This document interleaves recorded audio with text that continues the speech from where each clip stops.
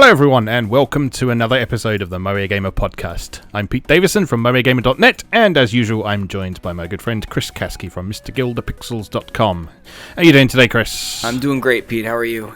Yeah, not bad.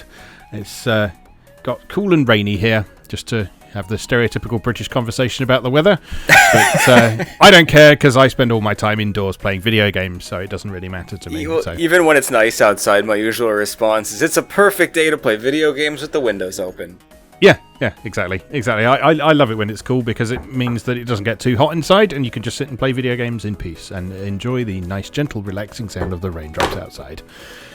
So, that's nice. Alright, so we're going to be following our usual three-part format today. We're going to kick off with a discussion of the news, and it's a bit of a sort of grab bag of bits and pieces today rather than sort of anything too major. But there's a few interesting things to talk about. It's been surprisingly dead considering we haven't done one of these in like 4 weeks. Usually when we have such a long hiatus, we've got to do like a 2-hour news bash, but it's really not that much.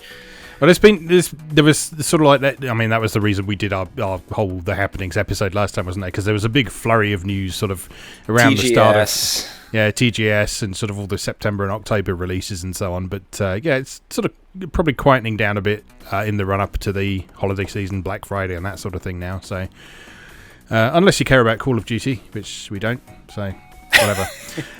Anyway. Okay, so, news first, and then our second segment will be what we've been playing recently, if either of us have been playing much recently. So I know I've been playing pretty much one thing.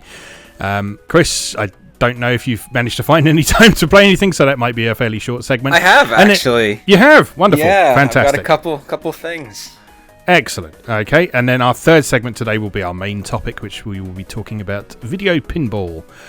Which is an interesting subject to talk about, and one that I don't know a huge amount about, so it's going to be an opportunity for me to learn some things, and an opportunity for you, Chris, to learn a little bit about sort of the early days of things as well, so we'll have a nice sort of exchange of knowledge going on.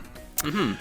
All right, so beginning with the news then. So first thing you posted was a thing about Alphadream, which I must confess I haven't actually read up on yet, so what happened there?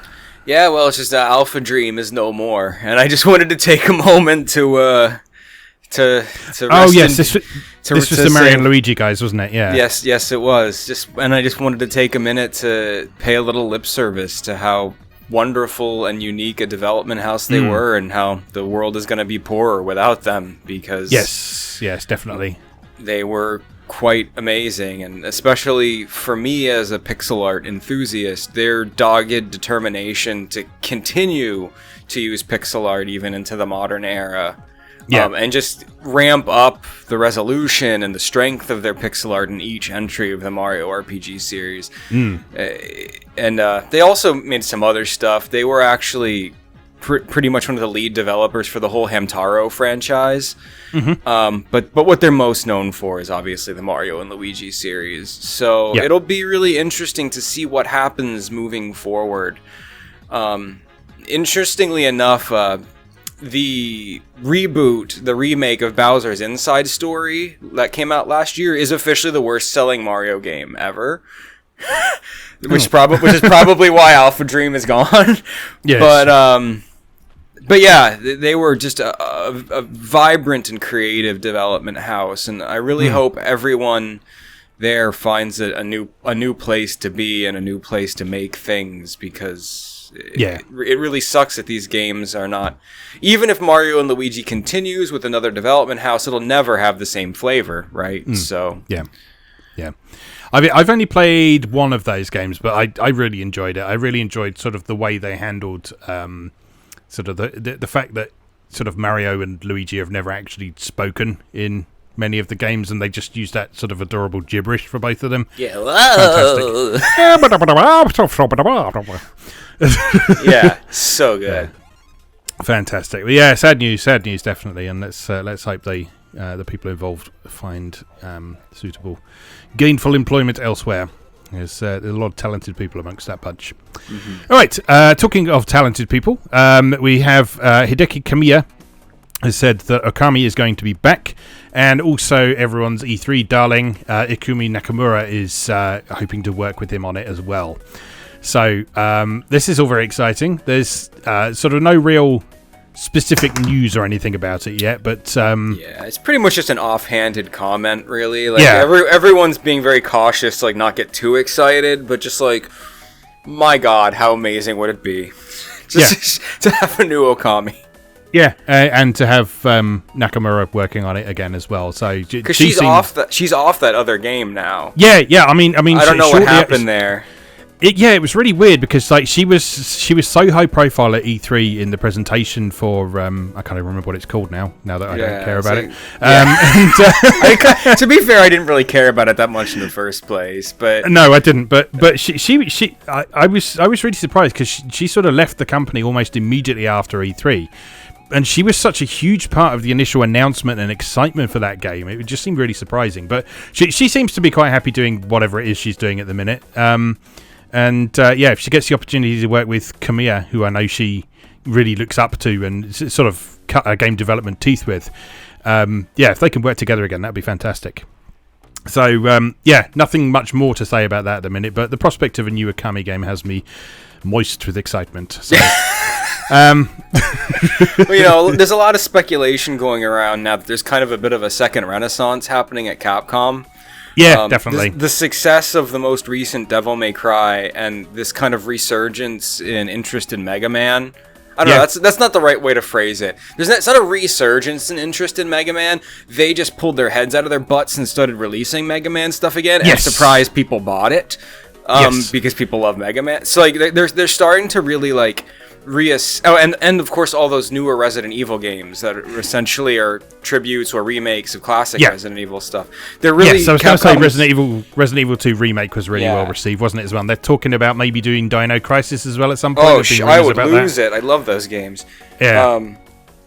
So there's a real discussion about Capcom starting to pay attention to the older franchises and in all the horror/gaming circles I run, and now everyone's like, okay, is it Darkstalkers time yet? Like, because every 6 months or so, someone gets on. They're like, let's have a Darkstalkers that looks like Street Fighter V. Yeah, conversation, and that would make me a very happy man because yes, indeed. Yeah, it's cool to see Capcom sort of picking themselves up a bit and sort of realizing that the way they were doing things wasn't optimal, to say the least. There's a few other companies that could do with doing that as well. I mean, we talked a bunch of episodes back about Konami. They're still sort of trying to find the right way to handle things from the look of things. It's a Castlevania mobile game out. Yay. Well, I have a glimmer of hope about Konami. One of the games I'll talk about in what we've been playing section is the new Contra. And although I don't like it, I like the fact that there is a new Contra, right? Yes. Like even though the game's not great, it's still a step in the right direction. Yes, there's been some interesting discussion about that recently. There was a review I read that was I mean, we'll get onto this a little bit later, but there was a review I read that was sort of saying that while this isn't necessarily a good Contra, there's things you can enjoy about this on its own terms, and that's which is cool. Approach. So, yeah. All right, moving on, just a quickie. The Panzer Dragoon remake is definitely going to be getting a physical release from the sound of things. We don't know exactly what form that's going to take yet, if it's going to be a limited run, which chances are it probably will be, I'm guessing. But we don't know one way or the other yet. It's a Sega-published game, though, so it probably will be. Yeah, maybe. We'll have to wait and see it. But basically, the developers are saying that you need to keep an eye on their social media to see what's happening with that. So there is a standalone social media account just for that Panzer Dragoon remake now. So keep an eye on that if you want to know a bit more. That's about all to say on that in a minute. Next up, another sort of exciting proposed new project. This is Suda51 and Swery65 have been chatting about doing a secret project, and they, there's been several articles about that. I'm just trying to find the right one. It's got a name now. Yeah, it was. I'm just trying to find that. It was called Halloween something. Hotel Barcelona. Hotel Barcelona. There we go. So yeah, this is Swery65, who has now rebranded himself as Swery69 on Twitter. Not for the reason you might think, but because he was listed as the 69th best game developer of all time, and he didn't understand why everyone was just posting nice after his tweet on it. Did someone have to explain it to him? I don't know if anyone did, but no, his name is still Swery69 at the minute, and that just makes me very happy. But yeah, so they revealed that on October the 23rd, and they were also in talks with the guy behind the Siren series as well, whose name I've forgotten offhand, and I think he's going to be involved with it. And then there's Yukio Kallio as well, who is the composer and singer-songwriter and artist who's worked on Minute, Nuclear Throne, Celeste, Luftrausers, Pixel Junk Monsters 2, Bleed 2, is going to be, or is interested in making the music for it as well. I don't think he's been specifically confirmed as that yet, but Swery put out a tweet saying that he's interested in working with them on that as well. So yeah, this is all very exciting. Like, some of my favourite developers coming together to do something cool there. Again, we don't know a ton about it yet, but yeah, we live in glorious times. There's a lot of creativity in one room getting those people together, and it will be fascinating to see what they come up with. I worry about a clash of egos. In that yeah. Like, who? I guess their styles aren't so disparate that they would clash, though. I feel like they've got so much common ground in terms of... Yeah. And I mean, there's precedent for certainly Suda in particular working with other people and sort of not going too far and putting his own particular brand of stuff on there. Like, if we look back at Project 04, Suda was heavily involved with that, but it's not a Suda game. He just uses a lot of the sort of things Grasshopper are very good at to sort of improve that game and make it good. And it was a really good game as a result, which makes it a real shame that it didn't get an official localization. But if you check out my Project Zero feature that I wrote around this time last year, you can find out a bit more about how to get that running on your own Wii, because it's surprisingly not too difficult. All right, continuing on, another quickie. Steam has introduced a new feature called Remote Play, which... besides just sort of being able to access your PC remotely, it also allows for local multiplayer games to be played online, which is cool. So you have to join the Steam beta to do that, and you can play a local multiplayer game, and then from your friends list in the Steam beta, you can choose Remote Play Together.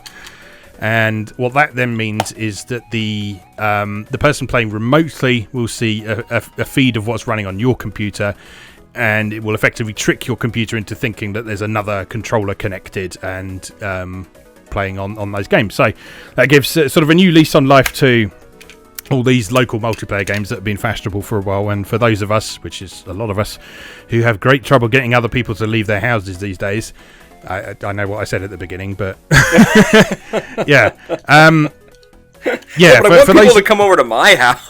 Oh, exactly. I don't want to leave my house. No, exactly. But I have a cozy house. Come over. I've got a cozy house, and I've got all the good games machines. So I don't want to go to a boring place that has like babies and stuff in it. It's ridiculous. But anyway, yeah. So that allows you to take a game that is specifically designed for local multiplayer and to play it with someone who is not in the room with you, which is nice. That's about that on that. Right, there was a whole shitload of news announced to do with Muv-Luv a while back as well. I don't know a ton about Muv-Luv yet, because it's something I backed on Kickstarter, but I haven't got around to exploring it, because it's one of those things that is an absolutely massive project that will take a while to cover. So I haven't sort of dared approach it yet, but people who are into Muv-Luv have been shitting their pants over this stuff, because there's a whole bunch of things that have been announced for it. So Muv-Luv, if you're unfamiliar, was originally a series of visual novels that sort of... It's quite notorious for sort of starting off in sort of a fairly conventional sort of... It looks like a fairly conventional high school romance sort of thing, and then somewhere along the line, I don't know how it happens, it becomes giant robots. I don't know the details of where that transition happens, but yeah, that's what happens. And people really love it. It's sort of one of the most well-regarded visual novel series of all time, sort of even before it was officially localized, thanks to Kickstarter. And so the things that were announced is Muv-Luv Integrate, which is a sequel to Muv-Luv Alternative, which is the last of the sort of initial batch of visual novels. They're currently planning that at the minute. They haven't decided what it's going to be released on, but they've said it's not going to be an omnibus-style collection of stories, because there's been a bunch of Muv-Luv spin-offs that are sort of short stories and things rather than actual sequels. This is going to be an actual sequel. The original author, Hirohiko Yoshida, is in charge of the planning and some of the scenario, as well as the mech design. The sort of concept art for this all looks very nice at the minute. Moving on, there is Project Mikhail, which is a sort of action mech game where you control your own tactical surface fighter. There's lots of customizability. I think it's a free-to-play game, but they've specifically said it's not a gacha game. So there's going to be... They haven't decided what the payment model is going to be yet, but they're thinking something either like either a subscription that might give you additional features or a battle pass thing similar to what Fortnite does. Okay. So in that way, you'd sort of pay a certain amount and you'd be able to unlock stuff, but you can still play it for free. So the technical director of this game is Yoshiki Kashtani, who previously worked on Vagrant Story, Dirge of Cerberus, Final Fantasy 13 and Final Fantasy 14. These are all games I like very much. Yeah, indeed. Other people involved, there's some more here as well. Other people involved have worked on Front Mission, White Knight Chronicles and Ni no Kuni. What? Yeah. So this should be cool. I love White Knight Chronicles. Don't even get me started. Yeah, so this might be a good route into Muv-Luv if you've not come across it before, and if you're sort of not particularly thrilled with the idea of playing through 100 hours of visual novels. I was going to say... This is a long way off yet. Muv-Luv gets the distinct award of being game series Chris looks at news for every time and wishes it was a different genre. Because obviously I love the art and the girls are adorable and the robots are beautiful, and every time I see like a news article pop up with like a picture of a beautiful girl in a plug suit standing on the hand of her giant robot, and I'm like, why aren't you a turn-based tactical RPG? Why? Yeah. Well, on that note, they are doing an anime of Muv-Luv Alternative as well. Score. So that was announced. That was announced at the at this same event. So so it's not going right from the very beginning, but it's going from sort of the one that everyone particularly likes in the series. So they haven't given any details about when this is happening or anything yet. But yeah, there's definitely some sort of anime happening. There have been a couple of previous Muv-Luv animes, but those are all based on the spin-off stories that I've mentioned there. So rather than the original story, they've sort of taken on side stories like Schwarz's Mark and Total Eclipse and so on. If you go over to twinfinite.net, Giuseppe over there is a big Muv-Luv fan, and he's written a lot about all this stuff recently, including a fairly comprehensive article about how you need, what you need to know to get up to speed like on what the is series. Muv-Luv? What the fuck is this? So go and have a read of that if you haven't seen it already, or if you're interested about it. So Twinfinite puts some good content out. Yeah, Giuseppe is in particular is very good. He's very passionate about what he does. So yeah, I'm always happy to support what he's doing. Absolutely. All right, moving on. We have had both an announcement of and confirmation that it is being localized for a sequel to Root Letter, which is Root Film. So this is from Karakawa Games, and the previous one was quite interesting to me because it was a visual novel / adventure game with a cast that was much older than you typically have in this sort of game. So it was all people who were sort of in their late 20s, early 30s and that sort of thing. And it was them looking back on things that happened in the past. It was really interesting. Root Film looks like a similar sort of idea of sort of a mystery story unfolding in a real world Japanese locale. It looks like they're really sort of playing up the mechanical aspects of this as well, because Root Letter had sort of adventure game mechanics to it. It was very much like one of the Ace Attorney games, but it was still very obviously a visual novel underneath, so it was very much you had to go to the right location and do a specific thing in order for the story to advance. Root Film, I imagine in practice it's probably going to be a similar sort of thing, but all the screenshots we've seen so far sort of place quite an emphasis on the mechanical side of things, so you can sort of look around areas for different objects, talk to different people. Root Letter had a cool sort of interrogation mechanic, again similar to Ace Attorney, where you had to sort of present evidence, and there was like an emotion meter at various points where you had to choose how intensely you were going to argue a point at different stages in that. And Root Film sort of presents this almost like a fighting game. So it's got this sort of lovely kind of comic book style art to it. So it's got very sort of colourful, bright, flat shaded characters atop quite realistic looking backgrounds. It's got a really lovely look to it. So there's a trailer out for that. P-Cube are going to be localising it again. So that is coming for PlayStation 4 and Nintendo Switch in spring 2020 for Japan, but they haven't announced when the localized version is going to happen. If it's anything like Root Letter, it will be very soon after the Japanese version, because that got announced and localized incredibly quickly. It was like a couple of months at most. So hopefully this will be a similar situation. Continuing on, there is a third Natsume Atari Tengo Projects remake in production. So this follows Wild Guns Reloaded and Ninja Savior's Return of the Warriors. We don't know what it is yet. More information will be announced very soon, but there is a third game in this series on the way. Is anybody speculating? Like, I can't even really think of what it would be. No, I mean, no, I have no idea what this could be, but I mean, yeah. Those are like the two, like, right? Like Ninja Warriors, and like I can't think of another like Natsume 16-bit era game that like the cartridge goes for hundreds of dollars and like people would scream for this to exist. Like I can think of older Natsume games, like Natsume's output on the NES, stuff like Shadow of the Ninja and whatnot. But I can't think of anything from like the 16-bit that is like ripe for this. Yeah. No idea. I don't know, but this is great news because those were incredible. The Ninja Warriors is so ridiculously good. Yeah. I'm just looking through their past games on here. Nothing immediately jumps out to me as something that people would be really champing at the bit for. But I don't know. We'll see. But yeah, that is happening. There is a third one of those on the way. So look forward to that. Continuing on, Analogue has announced a new system called the Analogue Pocket, which is designed to play games from all Game Boy systems, and with adapters, it will also play stuff from various other handhelds as well, including Game Gear, Neo Geo Pocket Color, Atari Lynx, Game Boy beg your pardon. So the basic system will play Game Boy, Game Boy Color, and Game Boy Advance, and then so non-Nintendo platforms will be with adapters. So yeah, this looks very cool, and I require this to live. It has a beautiful HD screen. I need it. It's so good. And also, it has a dock that you can connect it to the TV with as well. Does it? Awesome. I didn't even know that. Yeah. Oh shit! This thing is perfect.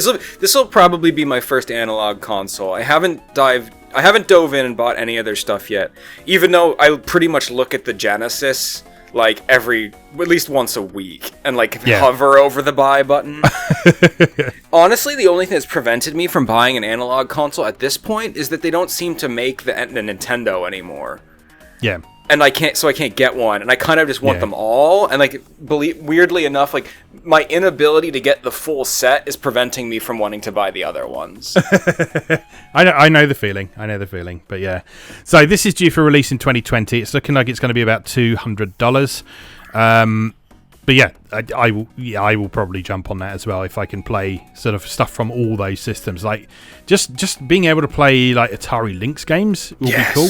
Yes. Because Atari Lynx has a lot of shit on it, don't get me wrong, but Atari Lynx also has a bunch of really cool games on it as well. And Atari Lynx emulation is absolute dog crap at the minute, so it's not something you can really do very much with at the minute, which is a shame. And of course, this isn't emulation. So yes, so this exactly. Is, yeah, exactly. Yeah. And also, it means that you can play an Atari Lynx without having something the size of a small air conditioner in your pocket. So yeah, ditto for Game Gear. I think I'm most excited about this for Game Gear. Yeah, definitely. To play the weird Game Gear like Phantasy Star spin-offs and like the weird Game Gear Shining Force. Yep. There's some really cool Sonic games on Game Gear as well. Yeah, the original Sonic on Game Gear, as we've said many times, with that Bangin' Yuzo Koshiro soundtrack. Yep, definitely. All right, continuing on. So we've had an announcement that a Dreamcast platformer called Napple has had a full English fan translation. You seem to know something about this already, so tell me a bit about what's going on here. Yeah, so Napple is just a really interesting game that never made its way west for the Dreamcast. It was kind of made during that time where people were kind of like, the industry's over side scrollers for the West. Like the West, like you know, like sometimes when like hardware transitions happen, like someone in like the game publishing industries, they get their like panties in a twist about like publishing things that are newer that feel old. Kind of like how in the PlayStation era, there was like a whole huge thrust at like, oh, people in the West don't want 2D games anymore. So we never got like Gunner's Heaven and like a lot of cool side scrollers. So it was the same with Napple. It was just like the people in the West don't want a side scroller with a fairy tale fantasy theme that's kind of directed a little bit towards girls. So like, but if you like super cute stuff with pastel colors like I do, like Napple is just this beautiful, cute fairy tale based 2.5D side scroller with some light RPG elements and just a really charming visual aesthetic.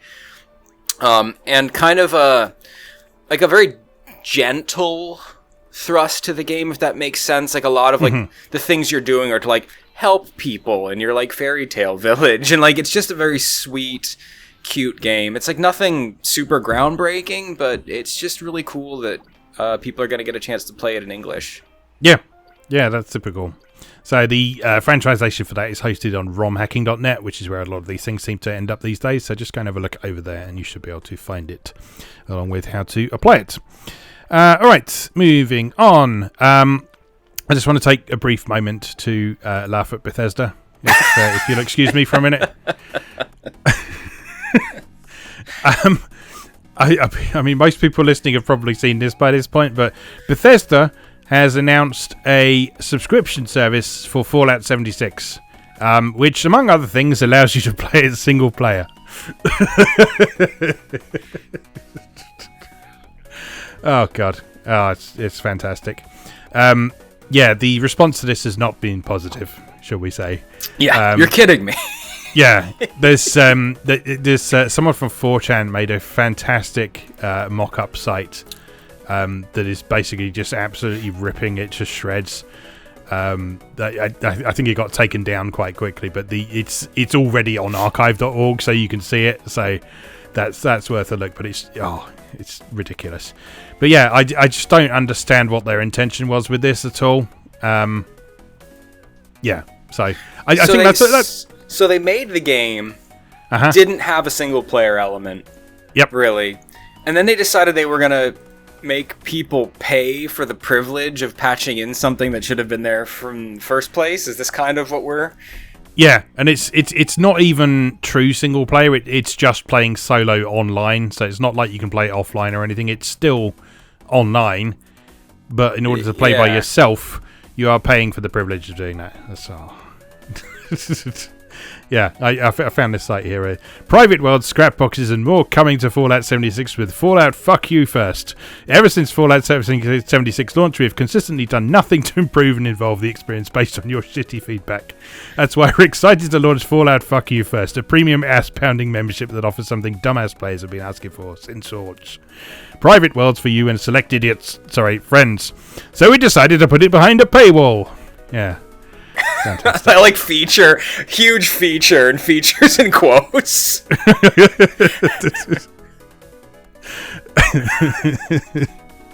Oh, it's so good. Oh, it makes me so happy when these things backfire. It's great. What is Bethesda's deal? I've no idea. This is all they do. This is literally all they do. Like. In the whole world of, like, making friends, right, and, like, being empathetic, one of the things that they always coach you when you're, like, meeting new people, and when you're having, like, a tiff with a friend, right, if you're a friend who prides themselves in being empathetic, and, like, getting along well and being being a good friend to other people. One of like the hard truths they tell you to lay on people when you're having an altercation is when people just keep saying they're sorry but don't change, right? Yeah. Their response is, don't be sorry, be better. Yeah. Yeah. Like stop saying you're sorry, reflect on what you've done, and then don't do that thing again. This is all Fallout. Bethesda's a bad friend. This is all they do. It's just been a string of bad decisions, and to be fair to them, it's a string of all of their bad decisions have been slightly different in some way. So there was the pre-order debacle with the bag and the jacket and stuff like that. That was, and then there's this, and then there's just Fallout 76 in general. This is my favorite thing circulating over the past couple weeks is like as stuff about the PlayStation 5 becomes more and more concrete, like just like all the memes about like the new Skyrim port that's inevitable for the PlayStation 5. Oh god, don't! It'll happen. You know it'll happen. It's It'll like Elder Scrolls 6. No, we never announced that. Here's Skyrim again. Yes. I'll probably buy it. I know you don't like Skyrim, but I do. No. I won't. I won't. I did my time with Skyrim. I spent 40 hours playing it before realizing I wasn't having any fun whatsoever. There you go. Yeah, there you go. Anyway, moving on. Continuing, we have a bit more news about 13 Sentinels Aegis Rim, which has got a demo coming out in Japan on October the 30th, which is very soon at the time of recording. And you'll be able to carry over your save data from the demo to the full game. The first print version of the game in Japan is also coming with a reprint of Princess Crown for PS4. Yes. A George Kamitami PS4 theme based on the game, digital art book, and a application ticket for a 13 Sentinels Aegis Rim Premium Talk event. Whatever that is. I have no idea what that means. Yeah, presumably some sort of online event or talk or something like that. But that's quite an interesting thing I've not seen before. But yeah, tell me about Princess Crown, because you're excited. Yeah, so this is noteworthy because now that George Kamitani and Vanillaware have a following in the West, Princess Crown was George Kamitani's first commercial game. This was for the Saturn. Mm-hmm. This did not come west because of kind of what I mentioned earlier. This was during specifically in the Dream, in the Saturn, there was a tremendous thrust from Sega to not really allow many sprite-based 2D games to come west. Yeah. Like there was almost you had to really fight to get a sprite-based game to make its way west on the Saturn because the industry way of talking about it was always just like America's dreaming in polygons, right? Like nobody wanted to see that anymore. But Princess Crown is just a traditional George Kamitani game, and in many ways, Odin Sphere is considered an unofficial successor to Princess Crown. It has many similarities. So now that there's a following for his work and for Vanillaware in the West, and they're doing this thing, it's hard for me to imagine this won't get a translation and come over here, which would mean the ability to play this and potentially even own this. Yep. So I mean, I'm very hot and cold on Kamitani's work. I often find the games themselves aren't good, but they're so beautiful that I love him anyway. Most of the time when I play a Vanillaware game, I'm like, this game is floaty and it's rubbish, but it looks so beautiful that I'm still like engaged with it. But just like from a historical standpoint, the possibility of having access to a modern playable version of Princess Crown that won't require me to use translation patches or bust my Saturn out is really exciting. Well, that's cool. Yeah, definitely cool. Yeah, I'm up for that, certainly. I know you haven't been super hot on Aegis Rim, but I think it looks kind of cool, and I'm certainly interested to see how it ends up being. I mean, let's be clear, I'm gonna buy it. I'm gonna buy it. It's not what I wanted. But as we often say, you you can have your judgments, but at the end of the day, you need to appreciate and evaluate a game for what it is, and not whether or not it's the game you wanted it to be. So, yes, when I heard George Kamatani was making a mech game, I definitely didn't want it to be a weird turn-based grand strategy title. I wanted to play like a sweet action game where I was smashing things with giant robots. But I'm still going to play this game and see what it's got, because it is very beautiful. Even like the strategy gameplay from like that grand overhead map perspective, it has a real stylized look where like the kind of like there's these like the lines of like the action are like superimposed over it. It just looks like a crazy like missile doomsday scenario map from like a Roland Emmerich disaster movie. Like it looks really slick. Like this could be a really fun game. And honestly, when Kamatani makes something with a strategic or turn-based bent, those are usually his better games, because they lack the floaty elements that I find make some of his action games a little less great to play. Yeah. So we'll see what happens here. Cool. Right, continuing on, we've had another little snippet about Warriors Orochi 4 Ultimate. So we've got another new character being added in the new version, which is Yang Zhan. So he's the third brand new character to be revealed after Hades and Gaia. Not a lot about him as yet, but he looks kind of cool. He's got a big sort of polearm type thing with, I don't know what you call that weapon. It's kind of like a... It's kind of like a spear with almost with a sword on the end of it, isn't it? Yeah, but, looks like an oar, kind of. The whole reason I posted this, I don't even care about this new guy. I just love that this article points out that with the addition of him, Hades, and Gaia, this now puts Orochi 4 Ultimate at 176 playable characters. Record breaking! Yeah, that's insane. That's insane. I mean, those of you who've been following my video series that I've now finished, the Warriors Orochi playthrough, that had 79 characters, and that was the first one. And that's a lot. But then to have 100 more on top of that, that's insane. I can't wait. I can't wait to get this. Yeah.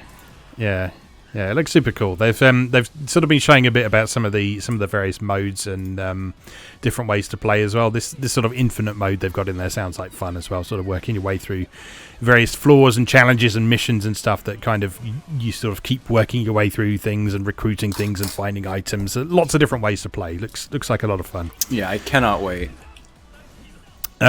Moving on, we got a new trailer for Granblue Fantasy Versus, which reveals a couple of new characters who are Zeta and Vasaraga. I don't know the story of Granblue well enough to know who those are, but I think I've seen Vasaraga. Zeta, not Vasaraga. At some point, but yeah, these are both cool characters, and the people who play a lot of Granblue Fantasy online on mobile that I follow seem to be quite excited about these two being included. So, yeah, cool. Not a lot more to say about those really, but yeah, they're neat characters. So Zeta is a sort of blonde-haired girl who is using, looks like a sort of double-ended staff type thing, I guess. Mm-hmm. And then Vasaraga is, I don't know what you call him really. He's a man is what he is. He's just this big armored beef monster with a scythe, and it's classic. It's the classic, like, he looks evil, but he's not character, which is, like, always my favorite. Yeah. Like, I don't know a lot about Granblue either, but, like, when I read the description of him, I was like, aw, I want to be that dude's friend.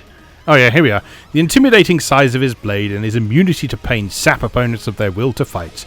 Though his somber bearing and curt speech can make him seem unapproachable, he is, in fact, a calm, kind person who will always go out of his way to help those in need.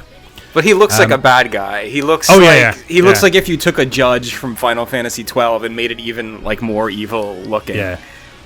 But he's not. He's nice apparently. So I love it.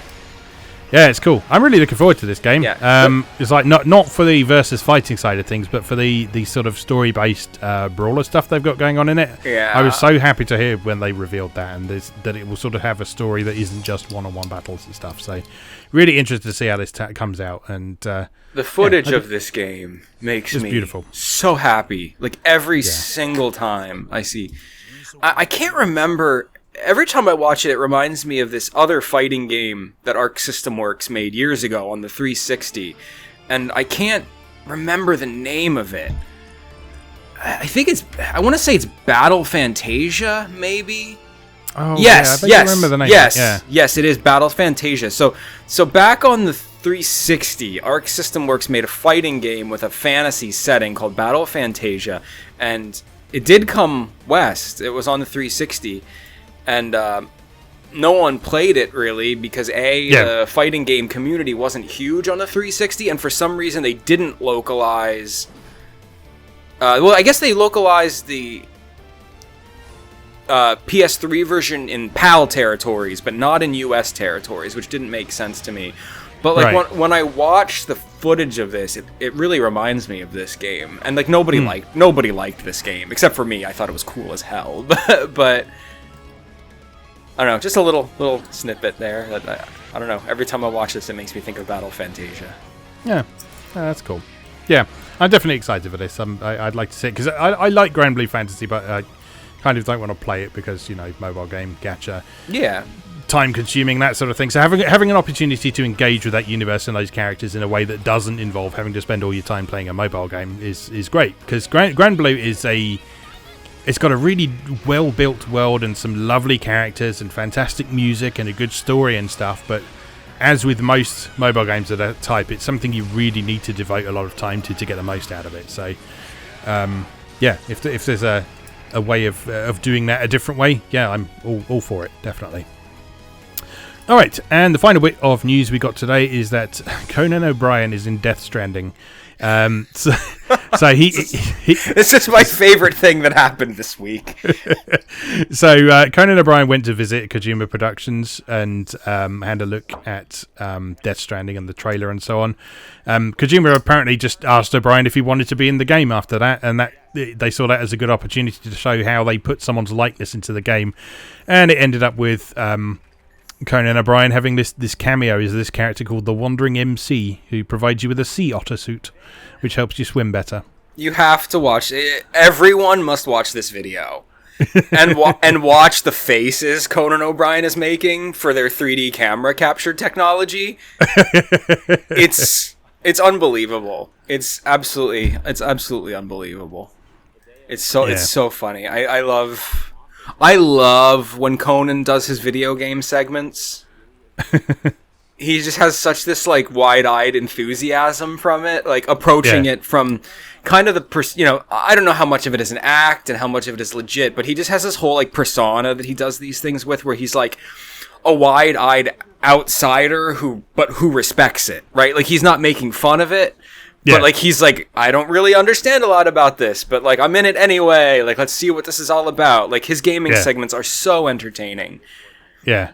Yeah. I just love the thumbnail for the video, which is just Conan sitting there going, oh, shit! And Kojima's just sort of sitting back in his chair going, yeah. You have to watch the whole video. Like he shows him the trailer, and the part where, like, the baby emerges from, like, the throat and, like, gives you the thumbs up, he just turns to Kojima and he goes, what's wrong with you? It's like, it's great. And then he, like, flips out when, like, Guillermo del Toro pops up. Yeah, it's just a lot of fun. I can't wait for this game.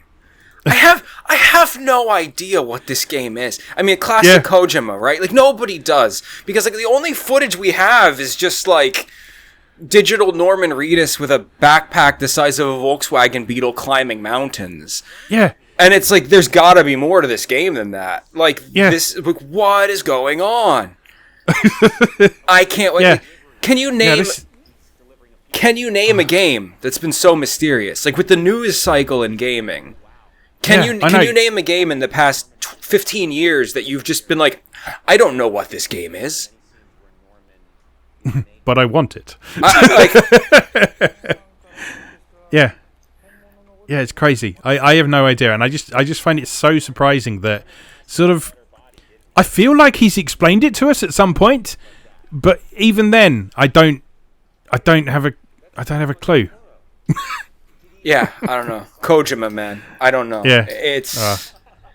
It could be terrible, but it's probably not going to be terrible. Mm-hmm. I don't even know. I might have to take, like, a couple days off when this it's all I'm going to be able to think about.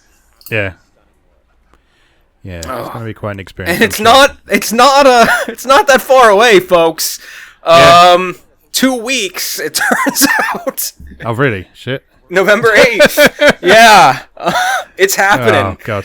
God. Also, I think Pokemon comes out, like, the same week. Oh, no. It's like, what are they doing? And then, like, there was another game that's launching the same day, and I'm like, why would they do that? There's, like, another, like, little game that I'm interested in that's launching the same week as...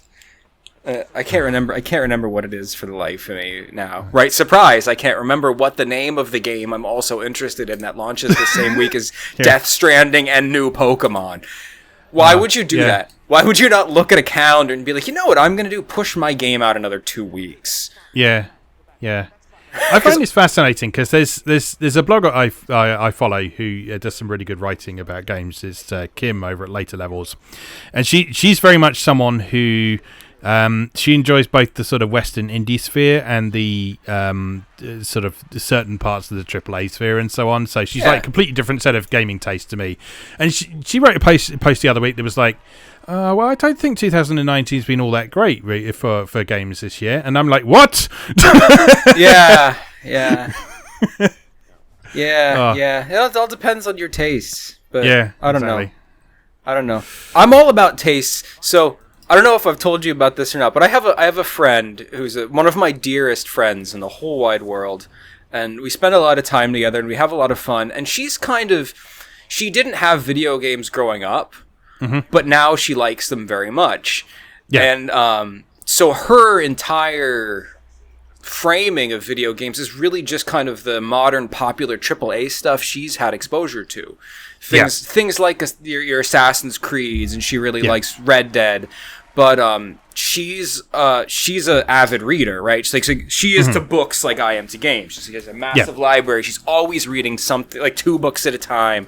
She loves to write. She's one of the smartest people I know. So her focus on gaming is always narrative and character building. So like I like to do my thing and provide her with really good recommendations. So like recently, like knowing the kind of stuff she's enjoyed, that she's more into like the Western open world stuff, I've been like, oh, well, have you played Horizon? So I lent her my copy of Horizon, and she freaking loved it. And so now we've reached that point of trust where it's like, Chris, I'm gonna play whatever you recommend to me. So I slipped her Yakuza 0, and I'm like, it's like my goal in life is to convert her now to liking weird Japanese games. So like. And then, like, I got the text message 2 days ago. Like, Chris, this is unbelievable. The combat is so much fun. The characters are so much fun. It's like, yes. Now that when Persona 5 comes out, I'm like, you're done. But when Royal comes out, I'm like, this is it. Like, all I gotta do, because, like, I love when I meet people who've never played turn-based, who love narrative-heavy stuff, who've never played a turn-based role-playing game. So like it's really cool. It's really cool to me to intersect with people like who have varying levels of exposure and varying expertise in terms of the games they like, and then try to like segue them into different tastes. As I guess where I'm going with that. That was apropos of nothing, but it's just I'm just really proud that I'm slowly turning my friend into someone who likes weird Japanese games. Well, it's the kind of thing you almost need an introduction to, isn't it?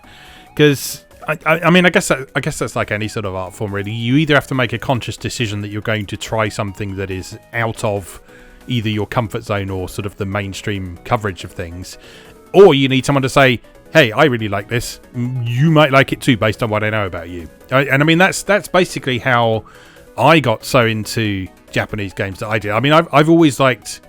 I won't say always, because back in the sort of the 8 and 16-bit era, I didn't really get RPGs. But sort of from Final Fantasy VII onwards, I've really liked RPGs and so on. But it was about 2010, 2011 or so that it was just a social media conversation with someone who just posted some stuff to do with some of the games they'd picked up for PlayStation 3. And among them was Neptunia and stuff like that. And she said, I really like this. The reviews hate it, but I really like it. You might want to give it a go based on what I know of your gaming taste. And I did, and I loved it. And basically, here we are. Mm-hmm. So, yeah, funny how that works. Same. Yeah. All right. Anyway, so for a slow news week, we've gone on for nearly 50 minutes. So it's probably a good time to leave a break there. So it's a gift. Yeah, definitely. We'll take a short break now, and then we will come back and talk a bit about what we've been playing recently. So, see you in a moment.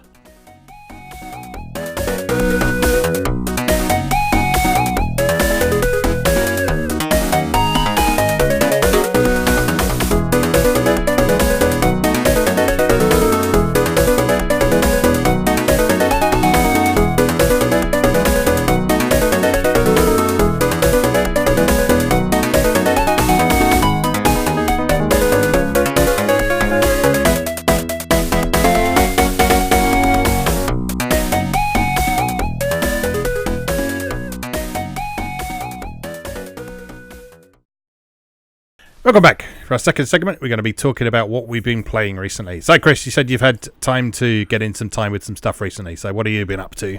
Yeah, so two things I wanted to talk about today. I'll start out with like the less positive, but still not super negative, which is I got a chance to check out the new Contra, Contra Rogue Core. So it's an interesting game. And kind of like we mentioned in the first segment, essentially what we have is the type of game you and I are very good at talking about, which is it's not a very good game, but it is still an interesting game and a curious game worth discussing. Yeah. So first off, it is hideous. I'm not a graphics guy, and this needs to be prefaced by I'm playing the Switch version, so I don't know. Is there a PS4 version? Not sure. Or is it just on the... Yes, there is. Yeah, so I'm sure the PS4 version looks better than the Switch version, which has been common. Because in the same vein as Bloodstained, just the Switch version just looks like it's smeared with Vaseline. Like, none of it makes any sense how like, a game looking this bad was even allowed to be released. So it looks like garbage, which is really unfortunate because, once again, I'm not a graphics and tech guy, but it's distractingly bad. Like, to the point where it actually hurts to look at. Like, it gives me a bit of a headache. So what Contra Rogue Core appears to be is an attempt to capitalize on Monster Hunter structure. Yeah. Extrapolated onto Contra. So what they've done is they've tried to make a Contra game that harkens back to some of the alternative Contra games that have more of the overhead style, with dual analog overhead style, which is not unprecedented. There have been Contra games like this before. Specifically the second one on PS2. Is actually like one of my favorite run and guns ever, and it's that overhead style. So it's been done, and it's been good. They've made some good games. But essentially what happens is they've made a game that's kind of fun to play, but it's just not a great Contra game. Yeah. So from a design perspective, right, there's really... The major thing that makes Contra wonderful is this kind of oxymoron where you feel at the same time extremely powerful, but also extremely fragile. Yeah. Like that is like, if you could boil Contra down to like one thing that makes it compelling, like that's what it is this juxtaposition between just being death incarnate, but also just one hit or maybe 3 hits and you're just done. Like every minute is dire. And Rogue Core just blows that all. Yeah. So the first thing that doesn't make any sense that they've done with it is that your guns overheat. Oh, fun. So we're yeah, like I can hear your trepidation. So let me rephrase this. This is a Contra game where you can't just hold the fire button down and go nuts. Yeah. You actually have to watch a little bar fill and then let go of the trigger. And then, like, there's moments where you're not shooting. If in a Contra game I have to be not shooting, you've made a mistake somewhere. Yeah. This adds nothing to the game. There's no, like, tension added by this. I don't understand this mechanic. So, like, it's one thing if they wanted to do this with, like, special weapons or, like, your rocket launcher or something, but it's, like, your main machine gun, too. Mm-hmm. Like, so it just doesn't make sense, and it robs me of that feeling of just like bombastic, like death machine that I should be feeling when I play Contra. Yeah. And then on the opposite side, they've removed the fragility by giving you like a massive shield that can take like loads of hits. Mm-hmm. So like, I haven't felt threatened once playing it.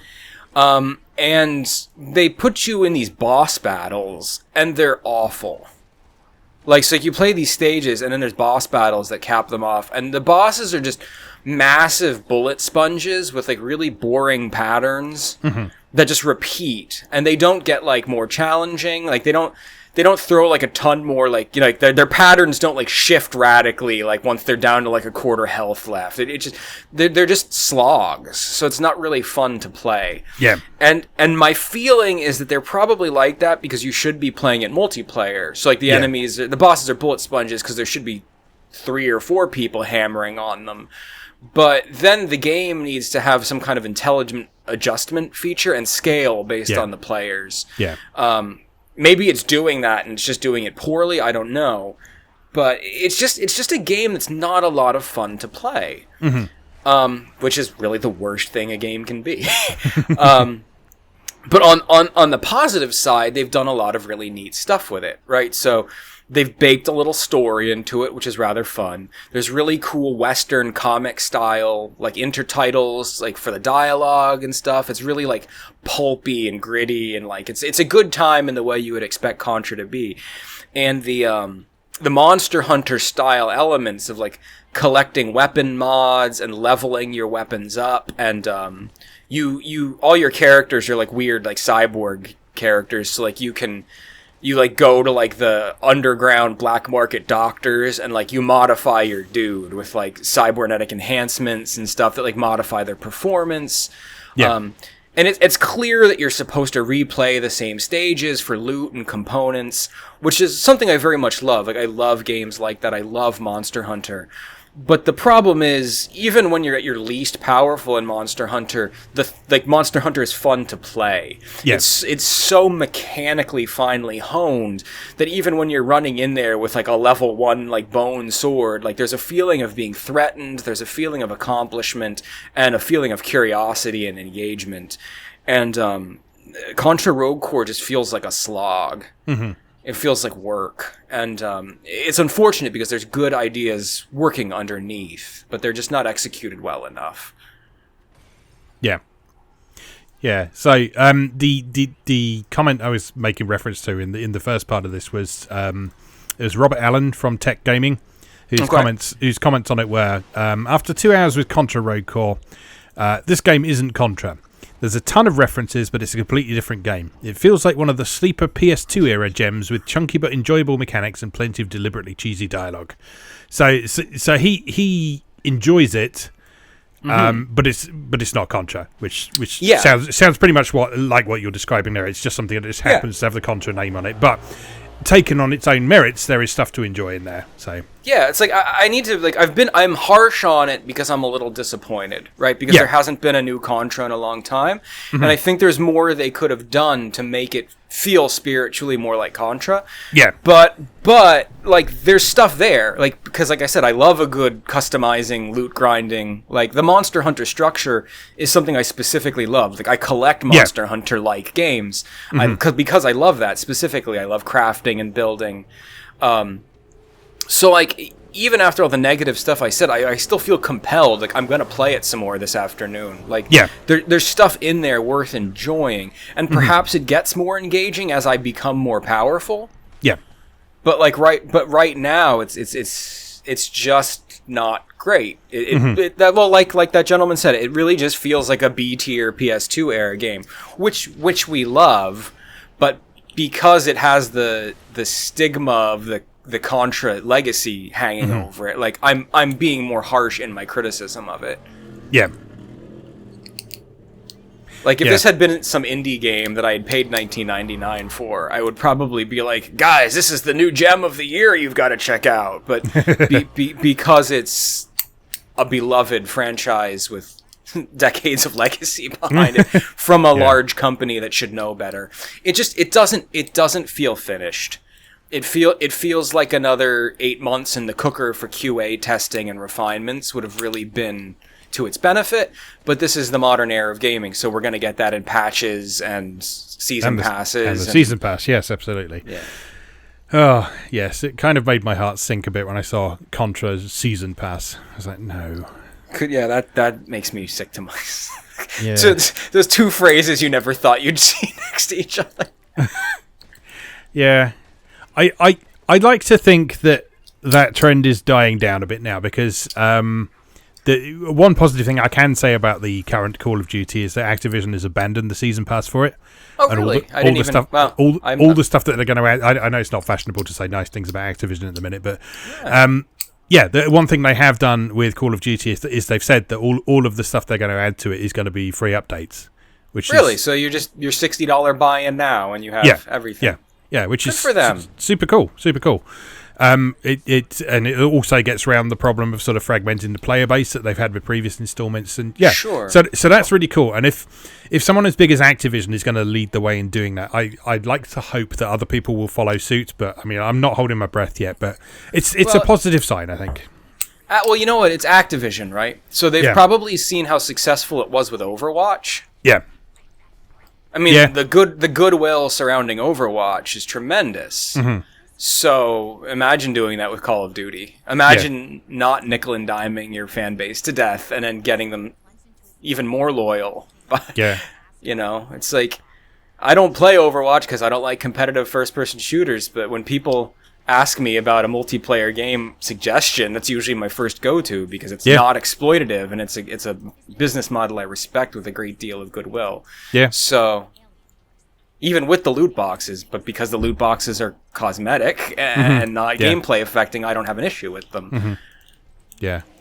Yeah. Although I feel Halloween Mercy is preying on a lot of people. I haven't. Is there a new Halloween Mercy costume? I think it's the same one, but I know people who spent. That's the witch one, right? Yeah, I know people who spent quite a lot of money trying to get that. I'm having trouble with the demon. I don't know how they pronounce her name. Orisa, the robot with the 4 legs, because she just looks like a monster from Doom, and I want it. But I don't know why I want it, because I wouldn't play it. I would just log in. I would just log in and look at it on the characters. Oh, Overwatch, the game another game I wish was any other genre, because I love the character design so much. Yes. Oh well. I wish they would make an Overwatch 2D fighting game. Like, maybe after Arc System Works is done with is done with Granblue. It'll be the team up of the century, and I can play. Yeah. I'd just be happy with like a single player 90s style first person shooter where you could play as Overwatch characters. That'd be awesome. Yeah, just like arena style, like a painkiller I would love that. I don't know. I love Overwatch. I want someone to make like an animated series or something, just so I can engage with this world more without feeling pressured to care about the game, because I really do love these characters so much. Yeah. The interesting thing I find about Overwatch is that, like, playing the game, you don't really get to engage with the characters that much, because there's there's no sort of story or anything in the game. It's all in that external material. So and it's goofy, right? Because like Overwatch has this incredible mythos and these built characters, and it's just like, there's good guys and bad guys, but that don't matter, because like, oh, okay, cool, I'm Reinhardt. Oh, cool, like I'm supporting the guy who's Reinhardt's arch enemy, who's also on my team. Like, it doesn't like it's dumb, it's cuckoo dum dum, and I don't like it, but that's okay. Mm-hmm. It's still beautiful. Anyway, so Contra. How about that? Yeah. Anything else you've been up to? Yes, so I've also been playing Hardcore Mecha finally, because I know you mentioned it like 1,000 times, as you know, as news snippets have been released throughout previous episodes, and it's quite good. Mm-hmm. Hardcore Mecha was developed by a Chinese development team that goes by Rocket Punch, and it was essentially an attempt to recreate the old 2D mecha style games from the Assault Suits Leonos series and LucasArts Metal Warriors on the Super Nintendo. Yeah. Using just modern graphical techniques. It uses that kind of like Flash style animation that I've been really down on in the past, where everything kind of looks like puppets with like independently moving limbs. Yeah. But whereas I don't like that with people, it turns out with robots, it just makes them look like robots. Yeah, that makes sense. Yeah. So it actually translates very beautifully to a side scroller with giant robots. It doesn't look so great in the people levels, because you can also get out of your mech. And be a person, and there's like infiltration stages when you're just a person, like infiltrating a base. Yeah. So it's not quite as beautiful with the people, because it still looks wooden and weird. But with the robots, it's beautiful, because it's all the arms and like the armor plating are like layered in individual moving parts. So there's just a really chunky mechanical look to the movement, and it's very satisfying. So it plays smoothly. You're independent aiming on the analog. There's different weapons to pick up and collect. You earn points in each stage and can customize your mech. There's a story with like characters who are just anime trope characters, but they're all pretty cool. It's also a delight to play. I don't know if it's politically correct or not, but just the English is amazing. It's an English version. It's an English language version, and it's like, have you done the mission? Like it's just like all the dialogue is amazing. Yeah. Oh, I love that. Love it. So I mean, I'm only about maybe 5 stages deep into it, but it's just a really delicious example of what it is. It's just a really finely made side scroller that if you're a giant robot fan, just like the designs are beautiful and the weapons feel chunky and the combat's satisfying. So I just can't recommend it enough, and it's a budget price game. Even like the physical copy is like $29.99 on PlayAsia. It's like cool. It's not expensive. Very nice. Very nice. All right. Anything else? That's the only stuff really worth talking about. I managed to snag Katamari Reroll finally on the Switch, and that's been good, but I don't need to pay lip service to Katamari. The legend tells itself. Yeah. Well, okay. My turn then, I guess. I've only really been playing one thing recently, because it's sort of both captured my attention, and I've been wanting to sort of be comprehensive about it as well, which is Gun Pixies, which I've just written about over on MoeGamer.net. You can find my feature on there from Friday if you want to take a look at it. So I'll try not to repeat too much of the stuff I've said in that feature, but I found this a really interesting game. Not because it's necessarily a brilliant game, but because it's a good example of a Japanese developer being a bit experimental and sort of using the presentational and mechanical conventions of a genre in service of allowing you to get between different story beats. So it's marketed as a third-person shooter, but it's not a third-person shooter. It's a visual novel. Let's make no mistake about that. But what the actual sort of gameplay segments of that game allow you to do is to more directly engage with the world in which this story is taking place. And because you're such a tiny character in this game, you can sort of look at all sorts of things right up close, and you can sort of find little fine details and stuff. And although from a technical perspective, the graphics themselves aren't sort of the most detailed things you'll ever see, there is a lot of sort of subtle characterization and world building details built into these levels as you explore around the place. So you'll do things like you'll find DVD cases and stuff around the place, and they're from various series. And as time passes and the missions go on, you'll find those DVD cases in different places in the room, suggesting that they've been watched. Or you might find them in someone else's room, which means that they've sort of loaned them to someone else and that sort of thing. And it's just full of little touches like that kind of make the whole thing feel a lot more alive. There's a very sort of well realized kind of backstory that they don't talk about a huge amount. So there's like an anime that they're all into that sort of gets mentioned in passing quite a lot, but there's lots of sort of merchandise of it lying around the place, and one character's got all the DVDs for it, and another one is making a fan game for it, and they play that in one of their story scenes and stuff like that. So it's just a really well realized tiny little world that you can sort of be part of. And the way the story in that is presented, as you being these characters that are witnessing everything going on from the outside, because you're not supposed to be seen, or you're not supposed to be seen as influencing anything that's going on. It provides a really interesting perspective on the story. So it's not quite third person in terms of narrative perspective, because you do things that influence the story as you go on. But it's not quite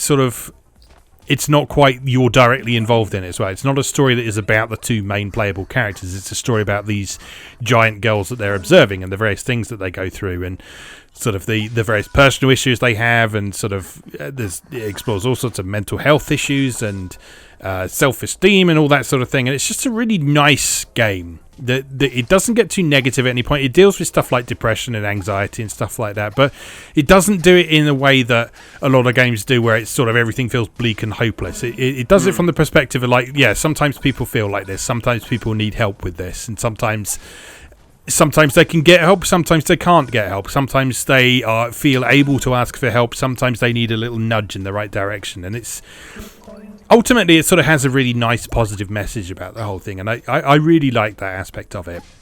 And so, like I said in my article, it's not something that I necessarily recommend to everyone, because the sort of gameplay side of things is so de-emphasized in favor of it just being a world that you're a part of and experiencing the story and so on. It's not something you should go into expecting a good third-person shooter, because although it's perfectly competent at what it does, that side of things isn't amazing, but that side of things is also not the main point of it. And I just found that really interesting and perfectly in keeping with what Idea Factory and Compile Heart do, and very much in keeping with what Shade do as well. Sort of right from their Quintet days and onwards into other things, they sort of experimented with doing things very differently from the norm, and kind of looking at what people assume a video game is supposed to be, and then experimenting with doing different things to that. And yeah, I just found the whole experience really, really, really cool. So I have been going through and trying to get all the endings for that. I think I've got 2 more left to do on that. And then I'm going to be moving on to Bullet Girls Fantasia, which I haven't tried at all yet, but I'm very interested to try and sort of compare and contrast with how that does things, because I think that one does put a bit more of an emphasis on sort of the gameplay and the gunplay side of things in that, so I'm interested to see how that goes. Yeah, I think that one might be for me, so I'm really interested to hear more about... Because if you can sell me on that one, I've been on the fence about ordering a copy of that for a long time. Because I think that's more of just like because of its handheld roots, I think it does have more of a stronger emphasis on just short playable missions and like loot grinding, basically. Yes. That's what I understand of it as well. But like I say, I haven't touched it at all yet, so I'll be jumping into that this week. So I'll have a bit more to say about that in the near future. So that's the main thing I've been playing. The other thing I wanted to just pay a bit of lip service to is the 2 new Sega Aegis releases on Switch. Oh yes, which I picked up both of, because they're like a 5 each, and I don't have a problem with playing that. So the 2 most recent releases at the time of recording are Ichidant-R and Columns 2. Neither of which I've played before. I've played Ichidant-R's predecessor Tant-R before, which is part of the Sega Aegis collection on PlayStation 2. If you're not familiar with that, it's a spin-off of Bonanza Brothers that kind of takes an almost point-blank like approach to puzzle gaming. So rather than being a light gun shooter with lots of mini games, it's just a 1 or 2 player game where you play through a bunch of mini games in the name of sort of making overall progress through the main game structure. And it's a lot of fun. Because there's lots of different... It calls them puzzles, but there's all sorts of different kind of skill challenges in there. So some of them will test your observation skills, some of them test your memory, some of them test your reflexes, and there's a really cool mix of different stuff going on in there.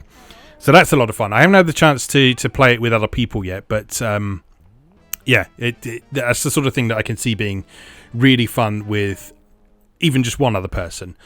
The interesting thing about the Sega Aegis release is that they include both the arcade version and the Mega Drive version. They haven't localized the Mega Drive version, unfortunately, because that only came out in Japan originally. So it's just a straight port of the original Japanese version, which means all the text is in Japanese. But in that version, you can play with up to 4 people, for one thing, which is something you couldn't do in the arcade version. The arcade version was just 2 people. And there's also a full sort of RPG style mode in it as well. What? Yeah, which It's bizarre. So yeah, there's a full-on sort of top-down RPG in this, where all of the battles that you do are just Ichidant-R mini games, and that sounds awesome. It's very cool. I mean, like it's difficult to get the most out of because all of the text is in Japanese, but you can sort of enjoy it on a surface level with sort of exploring this top-down overworld and getting into fights and doing these mini games and stuff like that. And it's just a really cool idea, and it's just a good example of sort of various ways that arcade ports were handled back in the 16-bit era. So there was a feeling that, for a while anyway, that sort of arcade ports needed to have this sort of added value to them as well, and sort of that's where these whole extra modes came from. And I kind of miss that with sort of modern arcade ports, because although we can get kind of arcade perfect experiences these days, sort of those extra modes often tend to fall a bit by the wayside, which is a bit of a shame. But yeah, Ichidant-R is a good reminder of that, which is neat, and it's just a fun game as well. Columns 2 I found really interesting as well, because this is not a game I've played before, because it did not get a home port. So there was the original Columns on Mega Drive and Game Gear, and then they went straight to Columns 3. They skipped Columns 2. I didn't know why they'd done that until I played Columns 2, and it absolutely butt blasted me within about 5 minutes of starting it, because Columns 2 is Columns but incredibly difficult.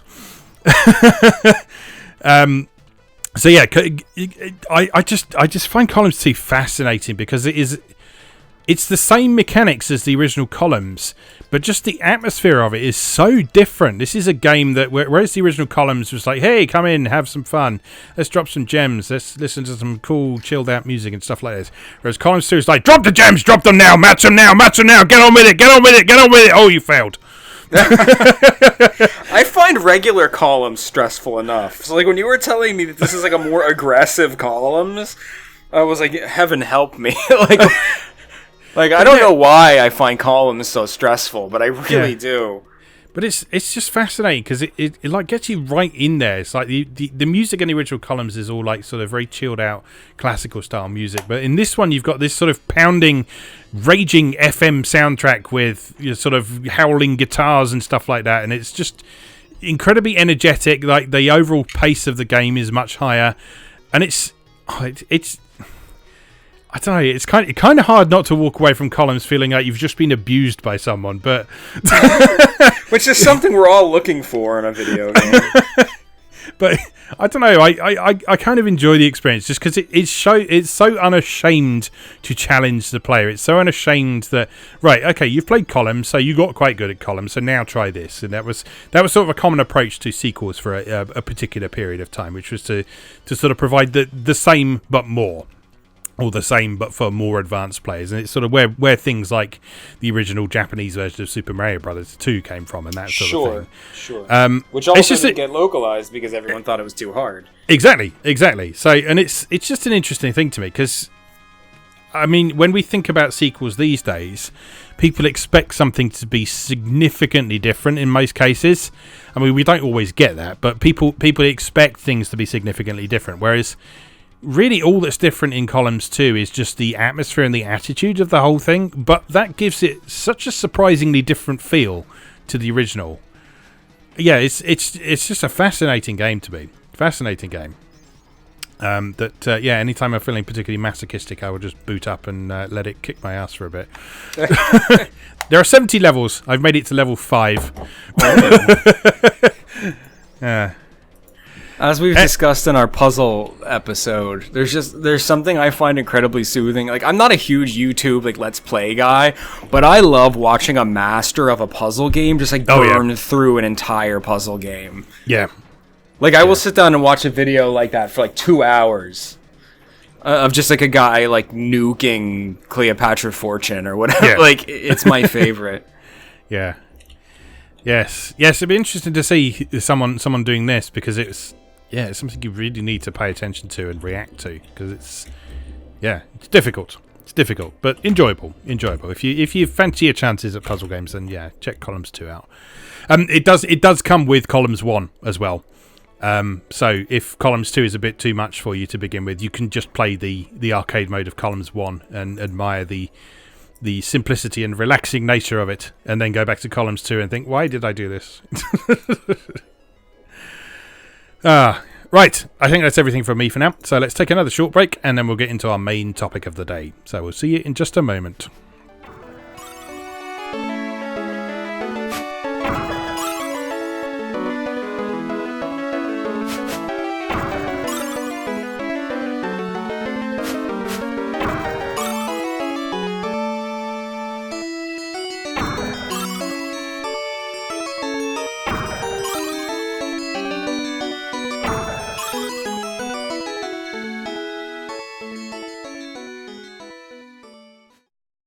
Welcome back. For our main topic of today, we are going to talk a bit about video pinball. So rather than sort of actual pinball, this is sort of pinball that's been specifically designed to be on computers and consoles. So we've both got sort of varying amounts of experience with this from over the years. So we're going to sort of hop around through time, I think, and sort of work our way from the earliest stuff, which is where most of my experience lies, up until sort of, I guess, what was kind of a golden age of it in kind of the sort of around the 16-bit era and so on. And then there's a couple of sort of more recent things we can talk about as well. So I will kick off then with sort of, I think the earliest examples of video pinball that I encountered was just video pinball on the Atari 2600. Okay. Which I didn't play back in the day, but I have developed a bit of experience with since, because it's been on all of those sort of Atari Flashback Classics collections and so on. I discovered while doing a bit of research for this today that this was actually an evolution of some earlier standalone hardware that Atari did. Oh, okay. So, along with all of sort of the kind of Pong on a chip machines that they used to do, sure. They actually did a video pinball machine as well, which actually like had flipper buttons on the side and everything, and that sort of thing. You just hooked it up to your TV and you could play pinball with it. And it also had breakout and basketball on there as well. So it had a paddle controller on it as well that you could play those with. Okay. So yeah, I didn't know that existed until today, in fact. So that was quite cool to find out. But anyway, video pinball on the 2600 was designed to be, as with most early 2600 games, it was kind of a fairly loose simulation of something that you might have experienced somewhere else. So there were certain things it had to sort of deliberately limit. So the main thing being that because most pinball machines are kind of vertically oriented, they're sort of long and thin, whereas TVs are the other way around, they're landscape oriented. You had sort of a fairly squat playfield that just filled the screen. It didn't scroll or anything, you just had a screen that you could bounce the ball around and so on. And the table itself was very simple as well. It just had some things that you could roll the ball over and some bumpers and that sort of thing. And it was pretty much just play until you get bored, basically. Mm-hmm. And I mean, it's quite fun though. If you just like the experience of just sort of watching numbers go up while listening to bleeps and bloop sounds, which is turns out at its heart, that's what I like the most in my entire life. Indeed, indeed. I remember like some of like the critics, like remember when Final Fantasy 13 came out and like everyone was too busy trying to figure out why it wasn't a good game, and no one paid attention to why it was. And like I remember one of like the criticisms that like made me laugh the most was like someone was just like, this is just like the worst things about an RPG, like extrapolated to an extreme degree. It's just watching larger and larger numbers appearing over things' heads. And I was like, if you like video games and you don't like watching numbers get larger and larger, like why are you playing? Like what? Like what video games do you like then? Like what is it you like about video games? Yeah, it's true. And like the 2600 era, if you boil stuff down, most of them were down to getting numbers as high as you could before a time expired or before you fucked up too many times. Score chasing. That's what gaming at its basis level is. Yeah, exactly. I did find it quite interesting that if you look at the original manual for video pinball, which is included with the Atari Flashback Classics collections, the way they position this game in the introduction is just great. So I'll just read this to you. So it says, "How many of you out there have always longed to be a pinball wizard? It's a good bet that some of the places you had to go to play a game of pinball weren't the most comfortable for you. Well, relax. Since you are wise enough to invest in this Atari registered trademark Video Pinball TM game program TM, you'll never have to worry about being at places with that kind of unsavory atmosphere again. Oh, yeah, those unsavory pinball halls. Yeah, it's crazy.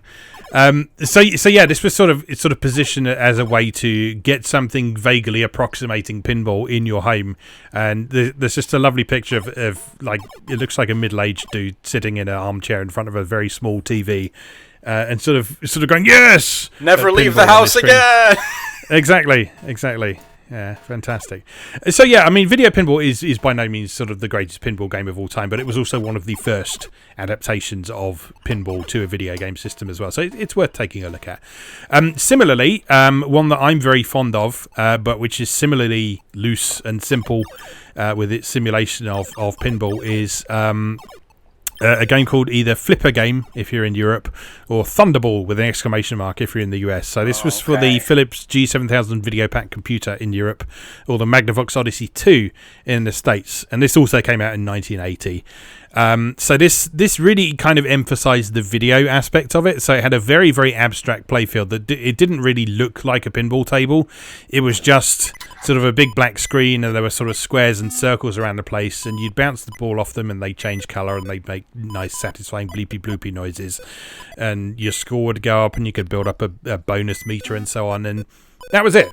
That was all it was. It was just a game about hitting the ball and hitting other things and making numbers go up again, and it was fun. And it was, because it was so simple, it is also a game that my whole family enjoyed as well. So like, neither of my parents are particularly big video gamers, but they would both happily play this game because all you need to do is press the button. Yeah. You can move the joystick left and right to move the flippers slightly left and right for no apparent reason. But yeah, at its core, all you need to do in this game is just press the fire button to hit the flippers.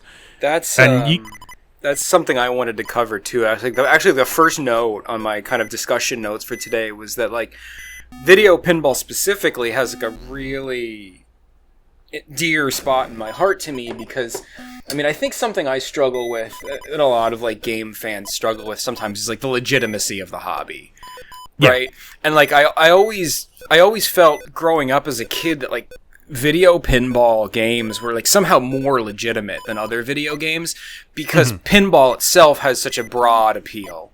Yeah. Because pinball is a physical thing, not necessarily a video game, and like I knew people who loved pinball who didn't like video games. So pinball was always something I could be like, well, I know you don't really like video games, but how about this?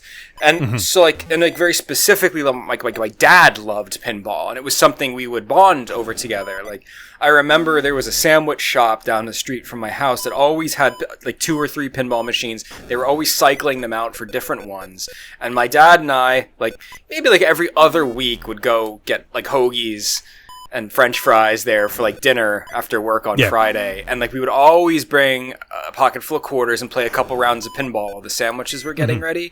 So like pinball was always something like I bonded with my dad about. So like when video pinball became part of my life, like those were the games I could get my dad to play with me. So like it always has been important to me. Because of that, because of the broad accessibility of pinball.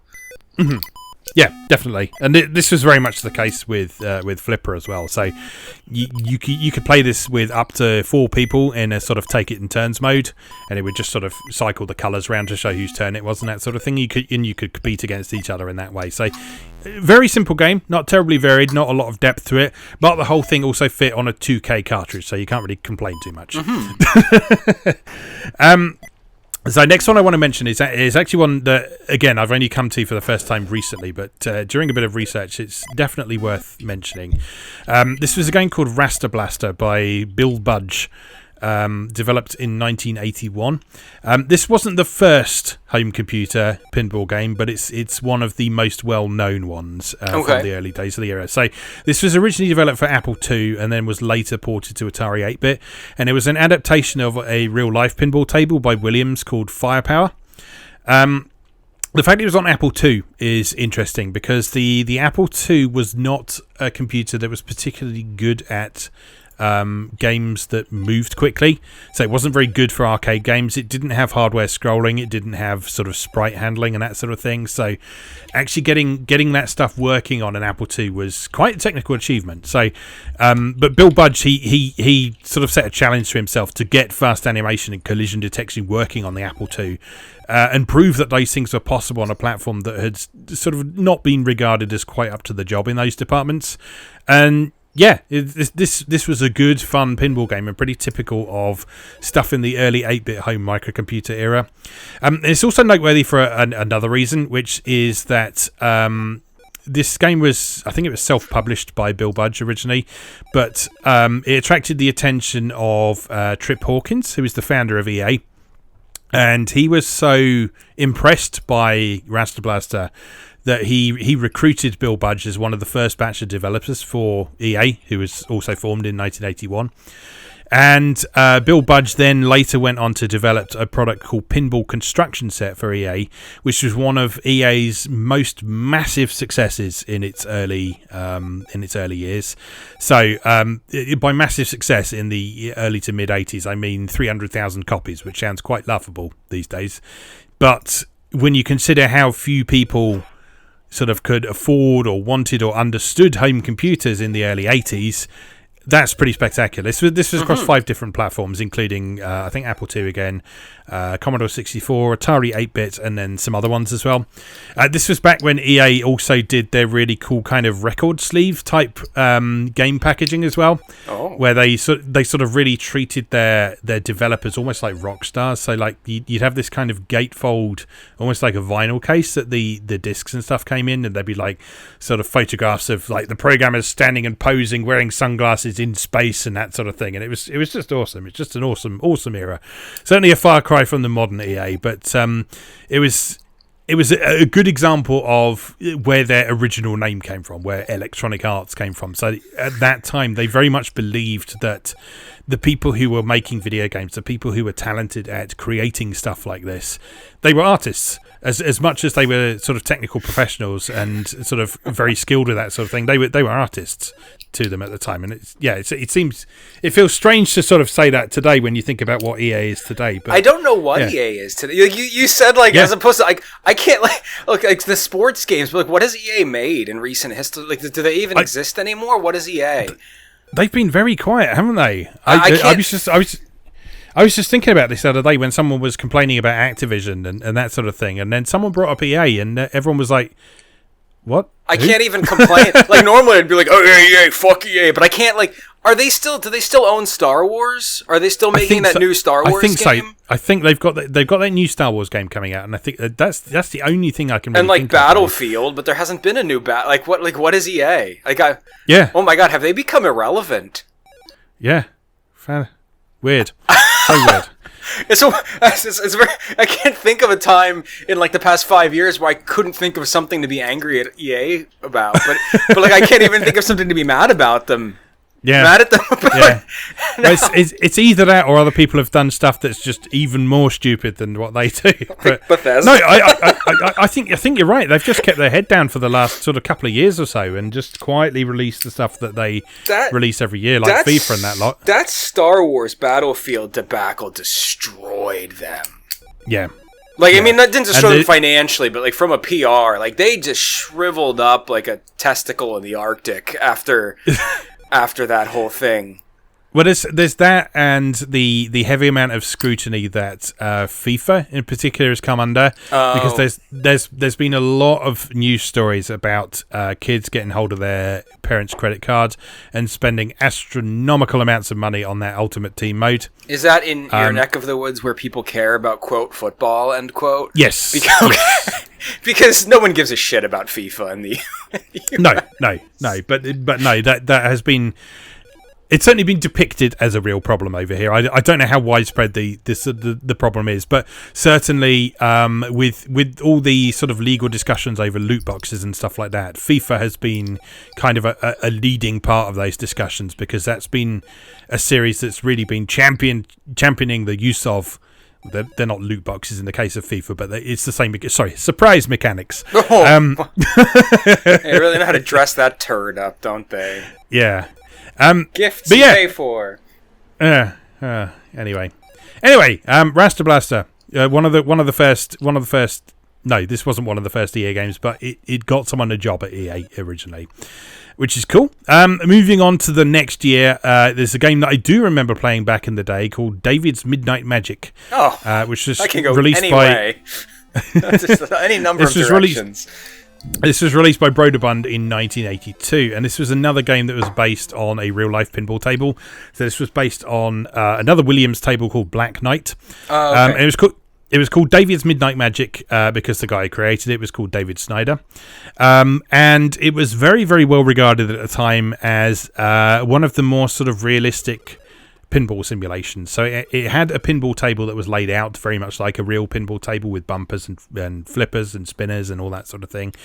It was presented well. It played well. It was as authentically difficult as a real pinball table. So literally, if you twang the plunger at the beginning at the wrong degree, it will just fall straight down the drain immediately without you having any opportunity to hit it. So in that sense, it's very much like real pinball, certainly when I'm playing. But yeah, this was very well regarded back in its day. It had an initial black and white release and was then later re-released in a colour version. And then Atari re-released it a third time towards the end of the Atari 8-bit's life when they brought out what they called the XEGS, the XE game system, which was an attempt to follow up things like the 5200 and the 7800. It was an Atari 8-bit that you could use as a console, basically. So it still had a keyboard and stuff you could attach to it, but the main processor and all that sort of thing were in a console. And they re-released a bunch of classic games from throughout the Atari 8-bit's history on cartridge for that platform. And so David's Midnight Magic was one of those games that got re-released in about 1987 or so. So it kind of had two opportunities to spend some time in the limelight, and it was well regarded both in 1982 when it first came out and again in 1987 when it got re-released. So it's got a lot of staying power, and people who are still into Atari these days still like it very much. Another one that people really like these days is called Night Mission Pinball, which is from a company called Sublogic. This was another 1982 release, and this was developed by a guy called Bruce Artwick, who is probably most well known today as the creator of the Flight Simulator series. So he went on to create what would become Microsoft Flight Simulator. And in keeping with what he did with Microsoft Flight Simulator, or just Flight Simulator as it was named back then, Night Mission was designed to be as accurate a simulation of pinball as possible given the time period and the technology available to him. So you've got this immensely detailed playfield using the, again, on the Atari 8-bit version, it was using the high-resolution graphics mode, which is 320 by 200, super high-res. But the interesting thing I find about this is that as well as sort of providing a kind of accurate physics simulation on the screen as much as was possible with the tech of the time, is that it also was one of the only games to attempt to recreate the physical side of pinball. So it made use of the computer console itself and the paddle controllers to simulate playing on a pinball table. So to sort of play this optimally, you needed to connect two paddle controllers to your computer, and you'd put one on the left of the computer and one on the right of the computer, and the fire buttons were on the side of the paddle controllers. What? So you'd have them there just like real flipper buttons. And then you could also tilt the machine in the game by just hammering on any of the keys on either side of the keyboard. So if you just bashed the left side of the keyboard, you'd tilt the table one way. If you bashed the keys on the other side of the keyboard, it would tilt the table the other way. That's incredible. And, yeah. And then just to add to that as well, the earliest models of the Atari 8-bit, the 400 and 800, as well as being able to output sound to the television, they also had an internal sound chip. Okay. And he took the decision to, rather than output the sound from Night Mission Pinball to the television, he made the sound come out of the computer console. So again, that was sort of further adding to the physicality of this game and creating the feeling of you actually sort of playing a pinball machine. And it's just a fascinating idea, really. Just the way that he thought about making this as authentic a simulation, not just on the television screen, but in terms of how you interact with it as well. And as such, this is sort of still regarded as one of the best pinball games in this very early period in the early 80s. So it's a fascinating game. It's actually quite hard to emulate authentically because Obviously, you don't have the internal speaker of the original things.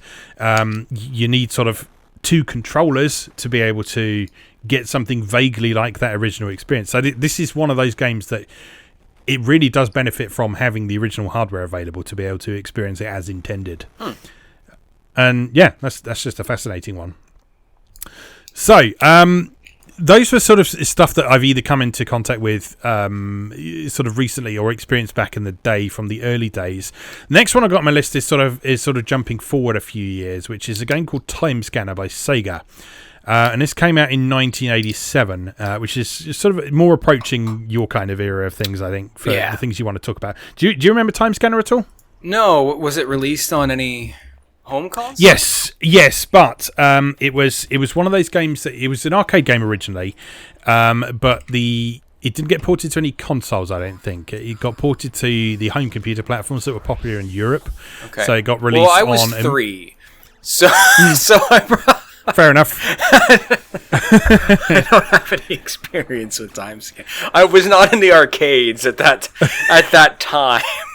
That's fair enough. I mean, some of the stuff I've already talked about, I was like 1 or 2 when that came out as well. But a lot of those games on the early computer platforms remained relevant for a long time. Yeah. So I came to them a lot later. Time Scanner, I do remember when it was current. And it was the first time I remember seeing a distinction being made between an attempt to simulate pinball, so an attempt to simulate real pinball, and a video pinball game.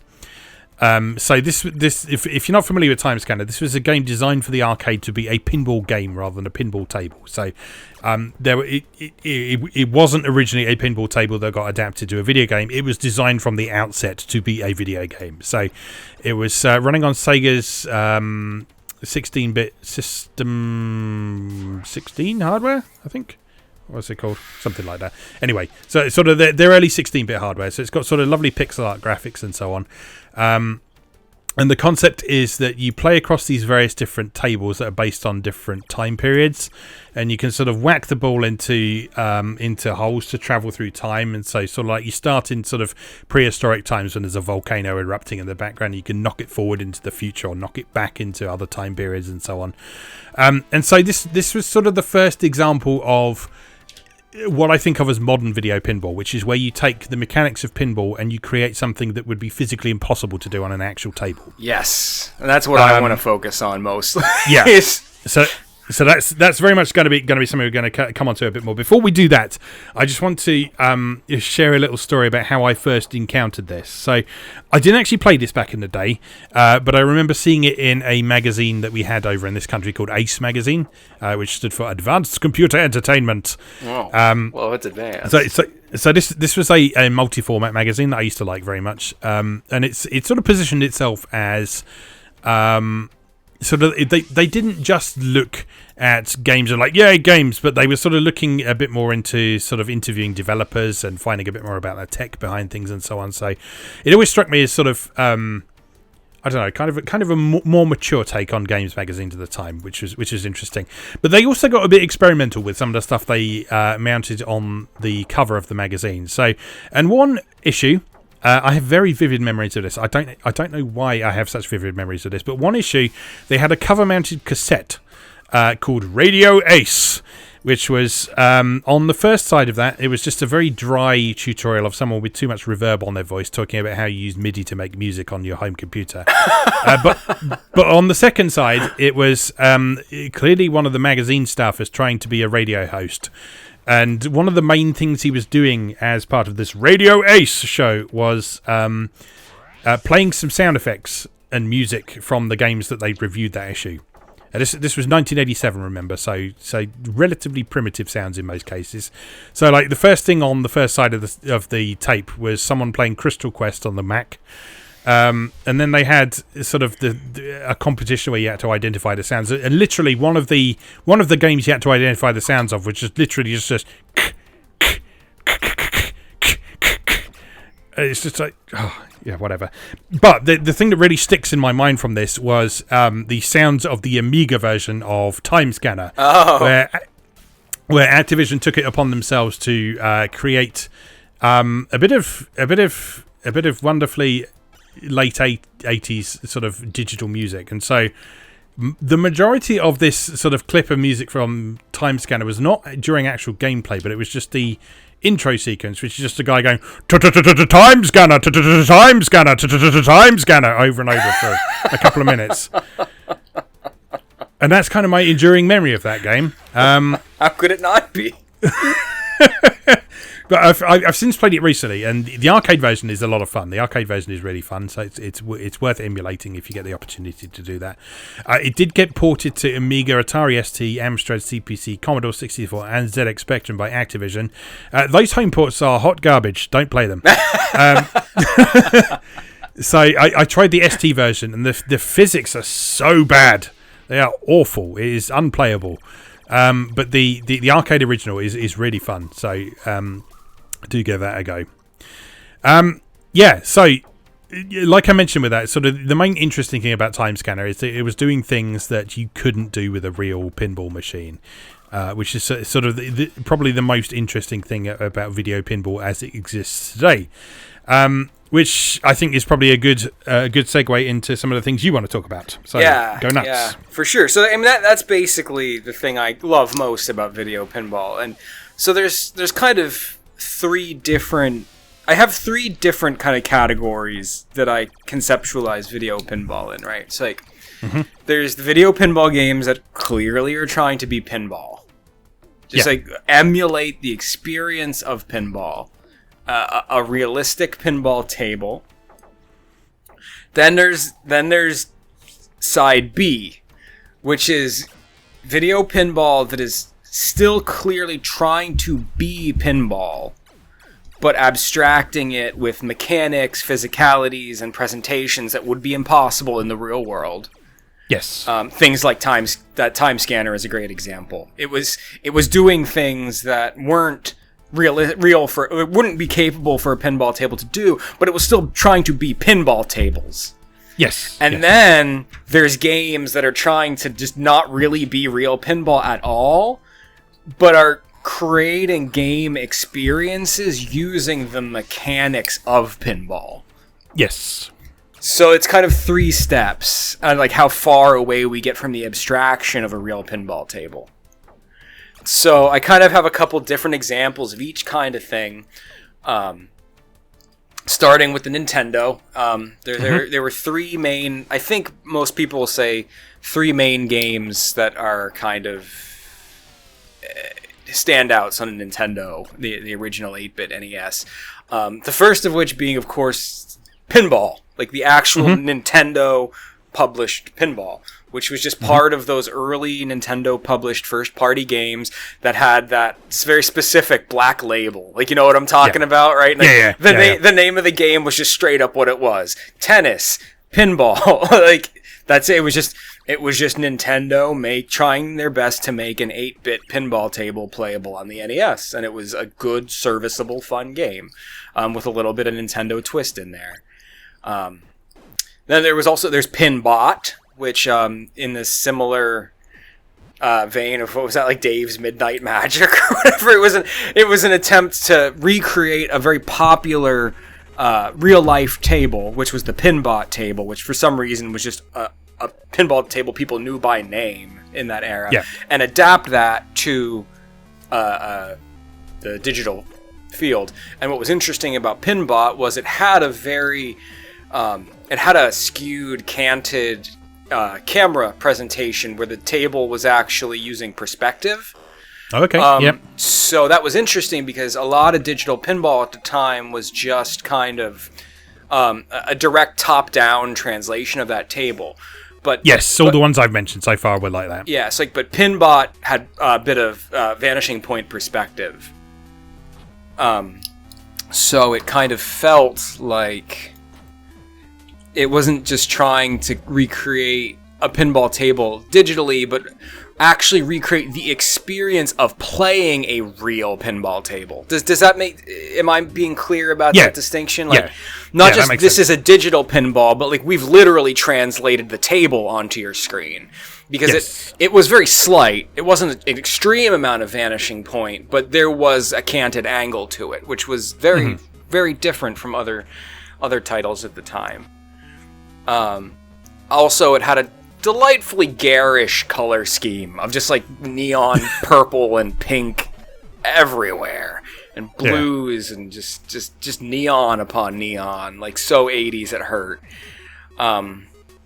So that was one I always think of. I remember renting it all the time as a kid because I was obsessed with robots, and still am to this day. Also, I think the big one that a lot of like NES fans remembers Pinball Quest. Mm-hmm. Did you ever play Pinball Quest? I didn't know. No, so Pinball Quest was interesting because it was kind of a game with two components. So it was a classic pinball game with that very rectangular, recreated overhead pinball style, and it just had traditional tables. The one I think that stands out most for me was the circus one. It had a circus theme. But there was a second component to Pinball Quest, which was the titular Pinball Quest. And this was the first game that I can think of in my memory. I mean, there may have been ones before, but this is the first one I have personal experience with doing what part 3 of my 3-tier pinball game structure, which was creating a different kind of game using pinball mechanics. Yeah. So Pinball Quest was an attempt to make a large adventure in a world where your primary means of engaging with that world was pinball. Mm-hmm. So Pinball Quest put monsters on the pinball table that you had to kill. And you would there were areas and zones that you had to transition through. Like, there was an actual adventure here, a world to navigate. But your way of doing so was with a pinball and flippers. Yeah. And this, at the time, for me, was just, like, mind-blowing. Because we could create now we had an experience which wasn't just making numbers go up, which was all pinball ever had been to me at that point, right? It was like, see how long you can survive to hit a high score.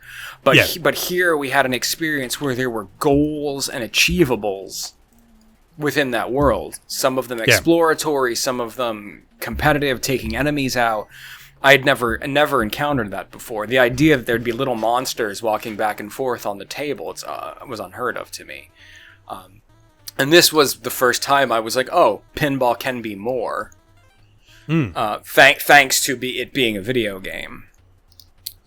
So Pinball Quest was really my first experience with that. Yeah, this looks really cool. I've not come across this before. This is a Jalico one, interestingly. Mm-hmm. Talked a bit about Jalico a few times recently, yeah. And how nobody seems to remember them, but yet whenever we think of something cool and innovative, they're always there.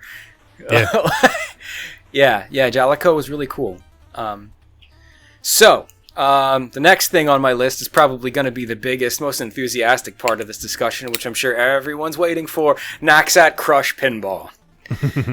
Perhaps the most legendary of all digital pinball, especially for fans of Japanese gaming. So Naxat Crush Pinball is a series of pinball games with very heavy thematic elements. And Naxat Crush Pinball very much is kind of the shining example of type 2 of my pinball concept table, which is games that are very clearly still trying to be a pinball table, but full of gimmicks and occurrences and physics and happenings that are just impossible on a real pinball table. And they do that by making the pinball table itself just not an actual pinball table, or the things on the pinball table, traditional pinball structures, bumpers and ramps and things, obscuring them as part of the theme that they are. They just wholly commit.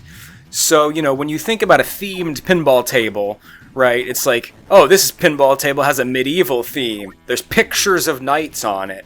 And there's and like some of the bumpers maybe look like a dragon's head, but like there's still like metal rails and like things lighting up everywhere. But like Alien Crush Pinball just made the entire thing inside a giant Alien Crush from 1988 is the first of the Naxat Crush pinball games. It took this to a degree that was insane by obscuring the entire table dedicated to that theme. So everything on that table is just a bizarre alien life form. Like the entire table is alive, and the spring that fires your ball is this like terrifying like alien anus that like stretches down and like and like stretches up and like vomits the ball out, and this like biological like everything's horrible, and like the little like bumpers on the side next to the flippers are just these like throbby membranes with like veins in them, and like if you hit them too much, you get to realize they were egg sacs, and then they burst, and like little like spiders go like skittering across the stage, and it's just like this whole dedication to making the pinball table something more. Making the pinball table like a living, breathing world where there were hazards and gimmicks on the table were characters in their own unique way. And then it took this further by tying challenges to bonus and boss stages that like if you reach certain score milestones, you would go to a whole different mini table that would have a boss monster like traipsing around that you had to like take down. And I had never really encountered anything like this before. Yeah. The music is insane. It's just when we talk, about kind of the the best games are an appropriate marriage of visual presentation, an artistic presentation, and music, and just complete package with good physics and good gameplay. Like Naxat Crush Pinball, Alien Crush, and the second one, Devil's Crush, are really just shining examples of this cohesive package, like wholly dedicated to being what it is, which is this holistic, otherworldly approach to obscured video pinball. And they're the best of the best. Mm-hmm. So there's 3 games in the traditional Naxat Crush pinball set. Alien Crush from 88, Devil's Crush from 1990. Both of those are on the TurboGrafx 16/PC engine. And then there is a Mega Drive port of Devil's Crush, which was done by Technosoft, which are the people who did Thunder Force. Mm-hmm. The Devil's Crush is probably the best one. That has more of like a horror, heavy metal, medieval theme to it, where like you're in a castle and there's dragons and ghosts and skeletons, and the music is ridiculous. And you go to the top of the screen and there's just like a giant like rotating pentagram with like cultists dancing around it. It might be the most heavy metal game ever made, even more so than Brutal Legend, because it's not tongue-in-cheek about it. It's just like, hey guys, you like listening to Iron Maiden? Play this. And side note, there is also, specifically talking about heavy metal pinball games, a Motley Crue themed pinball game for the Genesis and Mega Drive called Crue Ball. But I don't have a lot of experience with Crue Ball. I just know that it's a thing that exists. Devil's Crush, and then the third one is Jaki Crush, which name is weird, and I don't really understand where this comes from, but Jaki Crush was on the Super Famicom, and that one is actually themed on Japanese ghost folklore. Okay. So there's like the primary theme being like Oni masks and like ghosts. Yeah. Jaki Crush does not feel as good as the original two. It feels a bit more phoned in. The physics are a little like... It almost feels like lackadaisical. It's not as bombastic. So that's like the main trilogy of the Crush Pinball. This went on for a little while. Then Tengen developed a sequel to Devil's Crush, which is Dragon's Revenge. But it's just not as good. It's for the Genesis / Mega Drive. The fact that it's a different developer feels very apparent. The physics aren't quite there. The presentation's not quite there. There's like a weird digitized like lady face in it that like makes me uncomfortable, like in the middle of the table. It's not as good. It is good, just not as good. If that makes sense. It's one of those situations where if you'd played Dragon's Revenge without having played Devil's Crush prior, you'd probably feel like it was absolutely amazing. But it's just a feeling of diminishing returns. And then, go ahead. I was going to say, apparently there was a WiiWare game released in 2008. Yep. There was a sequel / remake of Alien Crush as well. I didn't know that existed. Yep. That was done by Tamsoft and Hudson Soft. Yeah, your buddies at Tamsoft. Yep. So yeah, that was cool that existed, right? Like 2008, which is like, surprise, we made this. And it was pretty good. Not great. The ball physics weren't great. It didn't quite feel right. And there was, it was kind of soured by some DLC, right? There were like DLC tables and like special balls you could get. It was only 3 tables, which, to be fair, was more than the original 88 Alien Crush that only had 1 table with some boss stages. But at the same time, for like a 2008 like new game, 3 tables felt a bit sparse. And then you had to buy the rest of them.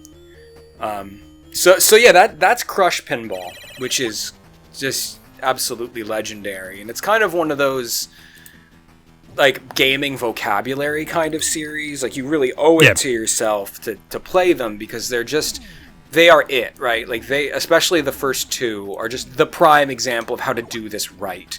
How to make a fully committed video pinball table that's fun with obscured goals that are only possible digitally. And I just love them. They are my go-to games. Like when I have 10 minutes before work, or I'm waiting to leave for a movie or something, and it's like, you have 5 minutes to kill, like I will fire up Alien Crush almost religiously. Yeah. Sounds good. I mean, with my sort of lack of knowledge of TurboGrafx and PC Engine, these aren't ones that I know particularly well. But which ones of these were on the PC Engine Mini? Remind me. I want to say both of them, but maybe it's just Devil's, or maybe one or the other. I don't. Let's see, PC Engine Mini. Any one of them is a gem. So either way, you win at life if you get immediate access to any of them. It definitely Alien Crush, and it doesn't look like Devil's Crush. So you get the first one, you'll get Alien Crush. Oh, that's cool. So, yeah, cool. All right. Yeah, so one of the things also that's important about Naxat Crush Pinball, which, now there may have been games that did this before Naxat Crush Pinball, but these are the earliest games I can really think of that did this heavily, which was the notion that in video pinball, your whole screen didn't have to encompass the entire table. Yes. The idea that these tables could be large and expansive and cover multiple screens and be tiered, and there'd be a whole nother, like you'd hit the ball up, the screen would transition, there'd be a whole nother section with another set of flippers, and then if you lost the ball down there, it would still drop back to tier 1, and then only then would you die if you dropped the ball on tier 1. Yeah. Right? Like, so like, I'm sure other games had done that prior, but like Naxat Crush Pinball made these expansive tables with these multiple tiers, and that always really stood out to me. Time Scanner kind of worked like that. So you'd shoot the ball into the top half of the table, and if you drained it down past the flippers in that top half of the table, it would scroll down into the bottom half of the table, and there were sort of pipes and tubes up the side of the stage that you could use to get back up to the top and that sort of thing. So, and the only way to do the time traveling thing was to be on the top half of the table. So you had to sort of develop the skills to be able to hold it up there at the top as long as possible. So yeah, that was definitely a thing as back in Time Scanner as well. Cool. Yeah, I love that. And that kind of talking about that and the PC Engine and TurboGrafx also gives me a good segue to talk about another really interesting video pinball game that I really like that I don't hear a lot of people talk about, which is Time Cruise 2. Okay. Time Cruise 2 is a really cool pinball game because it kind of takes what I just mentioned to the extreme, in that the stage is massive. Like many screens. And it almost feels like it's a maze that you navigate via pinball, not a pinball table. If that makes sense. So Time Cruise doesn't just go vertically in terms of multiple tables, it also goes horizontally.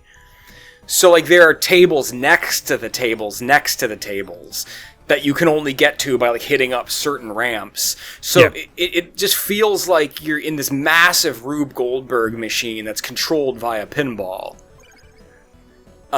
And there's really just nothing like it.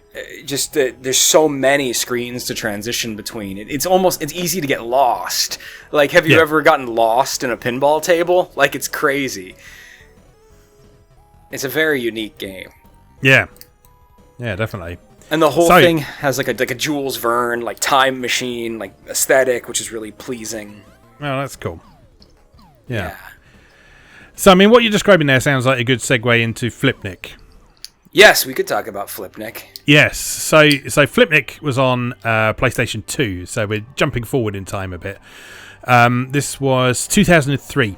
Developed by Sony, brought west by Ubisoft of all people, and the idea behind Flipnic is pretty much what you were just describing there. So the idea of these massive tables that would be physically impossible because they're so huge and there's different segments to them, and you have to learn your various routes around them, how to get to the different parts of them, and there's certain things that open up according to what you've done on the table and mini games to play and all that sort of thing. And there's a lot of mechanics in Flipnic I still don't understand as well. Like, I have no idea what the experience point system is for.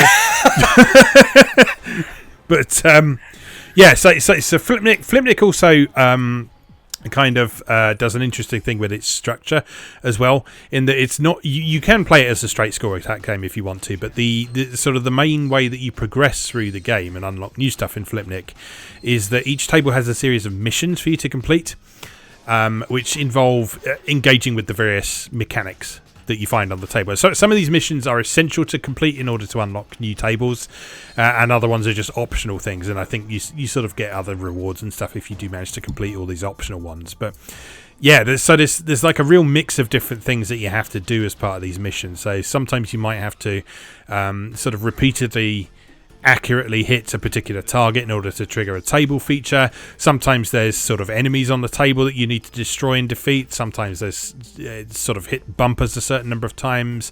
Sometimes you have to reach a particular location. There's one that I remember where you have to sort of hit balls up a waterfall at one point. It's just ridiculous. And Flipnic is wonderful just because of the way it's presented, I think. So yes, it's sort of simultaneously modern and very retro to me. So it's got this lovely sort of chunky physical feeling to it. So like it does the best job it can at sort of feeling like playing a real pinball table. So like the flippers have got a really nice sort of snappy response to them that it feels like pressing the flipper buttons on a real pinball table. Yeah, that was important to them to get the movement and like the snap of a physical pinball flipper correct. And sort of the mechanical sounds it makes when you hit bumpers and slingshots and that sort of thing, they really nail that as well. But at the same time, it's got this lovely sort of I kind of don't know how to describe it. It's sort of an 80s home movie aesthetic they have going on over the top of all this. So like anytime you trigger a feature on the table in Flipnic, you get this wonderfully sort of blurry, wobbly video sequence that overlays itself on top of things, and it's always kind of deliberately slightly amateurish, and it's just wonderful. I just love it. This was like in the heyday of when like Tarantino style celebration of grindhouse cinema was very popular. Oh, there. That makes sense. So it's very much like a celebration of that. Like I remember like there's like a UFO challenge and it's just like like invaders from space. Like like the UFO, like it's just all very much like a celebration of like not just pinball, but also the type of like late 60s, 70s and early 80s popular culture world that pinball was a part of. Yeah. Yeah. That makes sense. Yeah, I hadn't considered that perspective before. That's very cool. Yeah. It's like I'll read to you, like, I was very tired when I assembled my notes for this episode. So like I'll read to you my like high level note verbatim for Flipnic, because this is always very entertaining.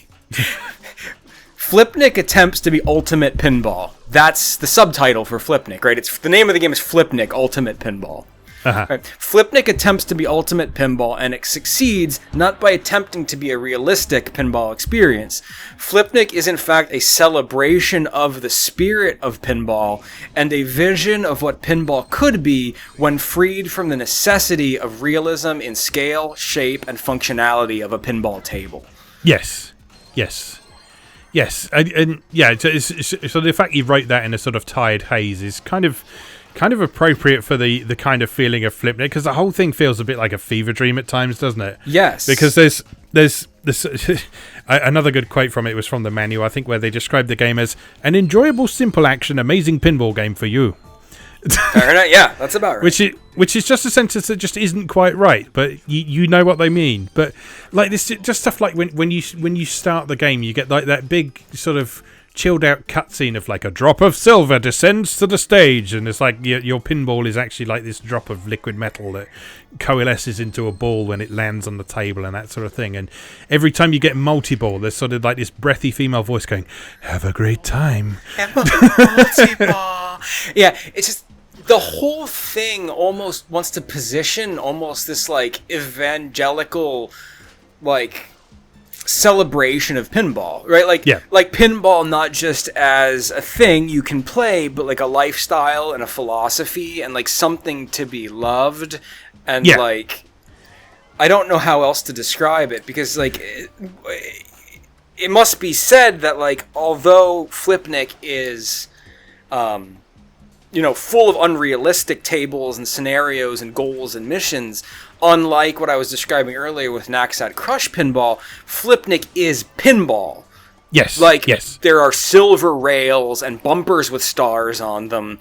Like, it is trying to be the world's most bombastic real pinball table while still being pinball. Yes. Like, and that's important. Yeah, and that sort of lifestyle thing sort of plays into some other stuff that is included with the game as well. So there is an amazing tutorial mode in Flipnic that walks you through things I've never seen a pinball game explained to me before. It sort of talks all about like flipper technique and how you can catch the ball and how you can toss it between the two flippers to sort of get it where you want to go, and how to aim. Yeah. Like one thing that I know we both want to talk about is that neither of us are particularly good at pinball. No. But we find these games enjoyable. But I think I learned more from Flipnic's tutorial mode than I've learned from sort of playing pinball games in the past. There is just so much information there, and it's kind of overwhelming in some ways, because there's so much stuff you can get it to teach you. And it's quite challenging to implement that knowledge in the middle of a game, but it is all there. So like you say, it is a celebration of pinball as a lifestyle, as a culture, as I saw it described somewhere in one of the articles I was researching as an indoor sport as well. So it's sort of techniques that you need to learn and practice to be able to get good at. And Flipnic, because it's also a good pinball simulation as well as being this ridiculous, over-the-top game, it does a great job of sort of allowing you to practice those techniques as well, and it takes the time to teach them to you as well, which is yeah. It's just one of those games that I put in like the masterclass category. Yeah, like Flipnic is a masterclass in excellence in game design. Yeah, it's just the perfect holistic combination of proper physics, achieving its goals in terms of gameplay and interactivity, while having this holistic package of visual and thematic and oral presentation. It's just so committed to what it is. Yeah, it's a beautiful game. Yeah, I find it really interesting as well, because I'd never heard of it until I think last year or so, when someone raised it. It might have been you, but there was also someone else I know who is very into Flipnic as well, and we've bonded many times talking about Flipnic. Yeah, but it's one of those games I don't remember ever. I didn't know it existed. back when the PS2 was current, because I don't remember seeing anything written about it ever. Yeah, I don't know about, obviously, your territory much, but in the US, Capcom published it, and it was a 1999 budget release near the tail end of the PS2's life. Right. So, like, for us in the States, it wasn't a big thing. It was just one of those, like, those in the know bought Flipnic. Like, it was one of those, like, word of mouth, like buy it now, you'll regret it kind of games. Yeah. So it just sort of surprised me, because sort of pinball games have kind of been a constant throughout most game generations. So like there have been at least a few sort of well-regarded pinball games in every generation, and like going back to your earlier definitions as well, at the moment sort of the fashionable thing to do is to sort of provide an accurate simulation of real tables. So there's things like that Pinball Hall of Fame thing, which has a bunch of it's sort of seen almost as a means of archiving old tables that either are very difficult to get hold of anymore or are difficult to maintain and that sort of thing. They're preserved digitally in that game. And then you've got things like Zen Studios games, the Pinball FX games and so on as well, which again, they are very accurate simulations of pinball, but in that case they're based on original tables. In some cases licensed, in some cases they're original designs, and those are very good. But again, they kind of issue that sort of fantasy aspect that we're talking about with Flipnic here,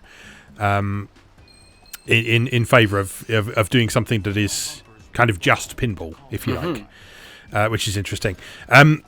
Now, a little while back, I covered Senran Kagura Peach Ball as well, which I found a really interesting game because it reminded me of Flipnic in a lot of ways. It's not quite as large in scope as Flipnic is, so the tables aren't quite as big, but the kind of structure and the way that game is designed is very similar to Flipnic. So it's all very mission based, for example. Okay. So you are. When you're playing a game of Senran Kagura Peach Ball, you have this list of missions down the side of the screen that are everything from just bop the girl, which is just hit the girl on the table with your pinball, to sort of hitting specific table features or getting things in the right order or obtaining a particular score and so on. And rather than requiring you to do specific objectives like Flipnic did, In Peach Ball, you earn these points for each mission that you do, with more difficult missions being worth more points, and you fill up a meter with these points that you acquire. And every time you fill a meter to one of these segments, you get a sexy challenge. And a sexy challenge is where you are taken to basically a completely different arena. So this is where sort of the physically impossible angle comes from. You sort of get sucked inside the table into this room that's inside the table where the girl's standing in the background, and then there's some sort of mini game to do that's usually some variation on hit these targets. So like in one there might be a sort of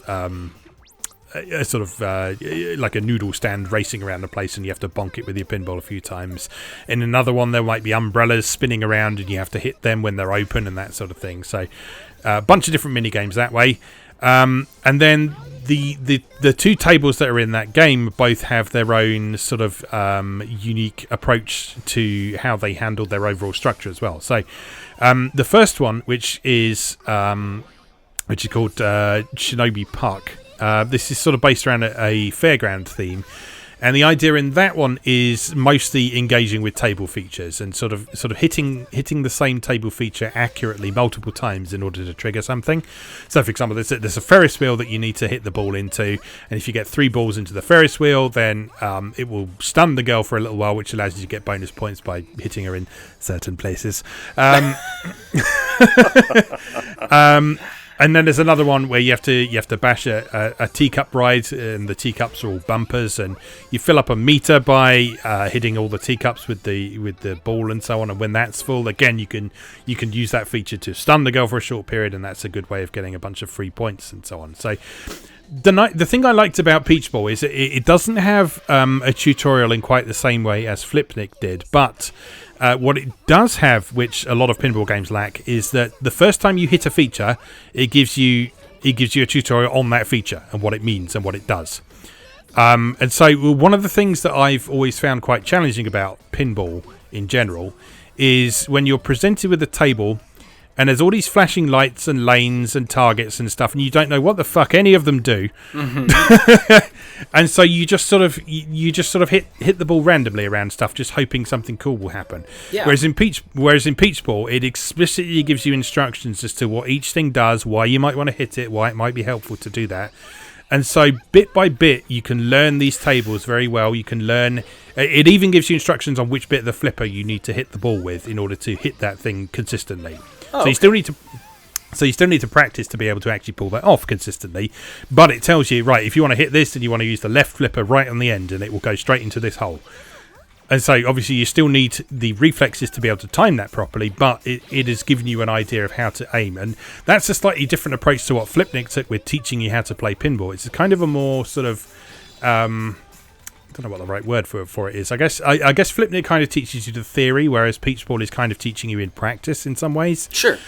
And I found over the course of my time with Peach Ball's story mode, I was getting noticeably better and getting noticeably higher scores the further I went, despite the fact that I was basically playing the same tables. There are just 2 tables in Peach Ball, which is sort of like the main criticism people have had of it. But what I found with that game is that because there's only those 2 tables, you get to know those 2 tables really well. Yeah. And because it's taken the time to teach you what all the different features on those tables do, the longer you play for, the better you get to know those tables, the more accurate you get at shooting the various features and so on, which means that when you jump into the free mode, which is entirely high score based, you can play for hours at a time once you get the hang of it.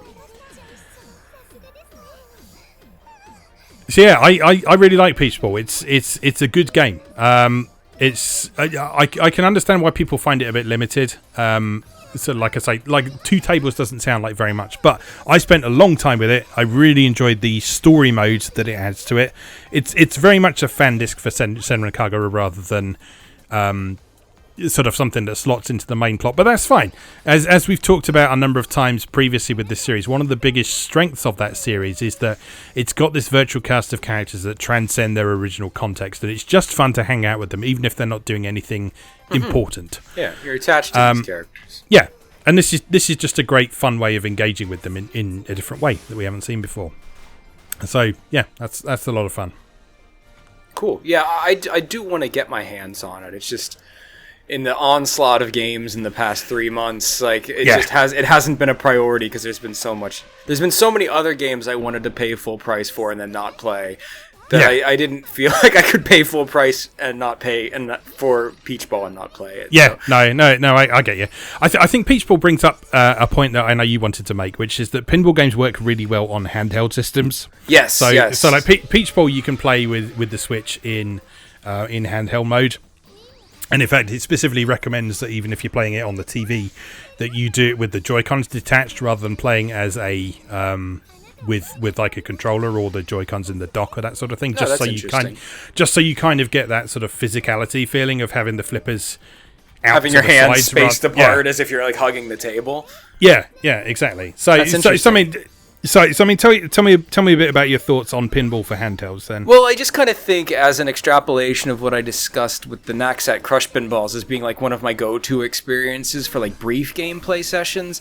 Yeah. There's just something about kind of the non-committal score chasing kind of feeling of pinball that makes it perfect for a handheld, like 10-minute goes, 20-minute goes when you've got a handheld with you. Yes. So some of my fondest memories of handheld pinball are like with my little sister trading back and forth with Pokemon Pinball on the Game Boy Color on like road trips. Yeah. Like Pokemon Pinball was great, and it was one of those games that had the rumble feature built in, and it was just cool to see Pokemon, like a franchise I love, obviously tied to pinball, and then with challenges themed around the Pokemon, right? So you'd be like presented with a Pokemon on like a digital screen, and then you would like achieve the certain like score missions or like knock down like certain targets to evolve that Pokemon. And like that's how you move that game along, was by like evolving the Pokemon it gave you by achieving your different goals. So it was just obviously cool to take a franchise I loved and map it to pinball, and it was just, like I said, I have super fond memories of playing that. Like I have other friends who like had, the original the original Game Boy growing up, and one of the first games they had was Kirby's Pinball Land. Yeah. And that was a great example. You know, we've mentioned Kirby often on this podcast in the same way that we mentioned Senran Kagura, in that like Kirby there are mainline Kirby games, but Kirby has in many ways become kind of this vehicle for exploring other kinds of genres and gameplay styles in like a very specific, in like the Kirby way, which is like a very specific, friendly, approachable way. And so like Kirby's Pinball Land is just this chubby, fun, good-natured pinball game that you can play on the go. Yeah. And I love it. And like those are both Nintendo games, and like Nintendo's always kind of like held this going forward. So like even on the Game Boy Advance there was Mario Pinball Land, which was a ton of fun. Yeah. And Mario Pinball Land was a very unique pinball game in that it did not have tables in the traditional sense. Okay. Like it was just stages that were just big and open and would just have stuff in them, like bumpers. There were no like rails and transitions and like traveling. It was just every table was a self-contained screen with no verticality. It would just fit into the Game Boy screen. And then there would be just enemies and challenges to tackle within that individual screen. Mm-hmm. So it really lent itself well to like brief play sessions. Yeah. But there were many of these small stages then, and then like cool boss fights. It was just a very Nintendo way of conceptualizing pinball. Oh, that sounds cool. I've not come across that one before. Yeah, it's a really neat game. It's a really neat game. Cool. Right. Any other pinball-y things you want to talk about before we wrap up for today? Yeah, I just had one more game I wanted to throw a mention out to, because we did talk a bit about some modern stuff. You know, you had mentioned like the Zen Pinball and those are really cool examples of like just using like the best of modern tech to create a digital representation of proper pinball. But with new tech also comes even greater ability to obscure pinball in the way I was discussing. And one of the neatest games in recent history that's come out has been Yoku's Island Express, which I know got quite a bit of positive lip service when it was first introduced. But what Yoku's Island Express is, which is crazy, it just throws everything you know about digital pinball out the window, in that it is not an attempt to be a pinball game. It is an attempt to be an open platform, an open concept 2D platformer, side-scrolling game where your primary method of interacting with this world just happens to be pinball mechanics. Yeah. So this is a game with levels, with goals, with dialogue, with characters you have to meet, with places you have to go to move a story along. And it's never, like, pinball as a concept is not expressly discussed or mentioned. Everything is obscured within the game, right? There's no silver rails. It's just tree branches and rivers and all. And so everything's obscured to be part of this self-contained world. But it just happens to be pinball. Pinball is how you move. Pinball is how you get to the next place, how you find that next item. And also it's very unique to me because I think when we traditionally think of pinball digital pinball conceptually, we always, the instinct from a development standpoint is to almost always present it from a top-down perspective. Yeah. Right? Like you're looking at the table from the top down or from a canted angle with perspective. But Yoku's Island Express is specifically a side-scroller. Yeah. Like, this world is presented as a side-scroller. There's no sense of looking top-down at it. Like, it's very clear that you're moving left to right when you're playing this, which it's such a small thing, but it's very unique. Yeah, sounds cool. I remember you talking about this a little bit when it first came out, and yeah, it sounds really interesting. Yeah, I had played a demo of it and just instantly fell in love with it. And it's available on, I think PS4 and Switch. I don't know about the Xbox, because I never do. But it's readily available, and it's quite good. Cool.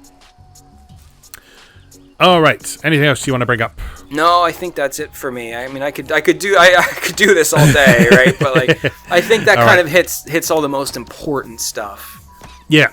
Yeah, well, a lot of games I need to go and check out, apparently. I have my PC Engine emulator up and running ready. So, anyway, before we wrap up, would you like to tell people where to find you online, as usual? Absolutely. You can always see my newest artwork at mrgilderpixels.com or on Twitter, Tumblr, and Instagram as Mr. Gilder Pixels. Cool. And you can find my writing at MoeGamer.net and my videos on YouTube, which you may well be already watching this podcast on.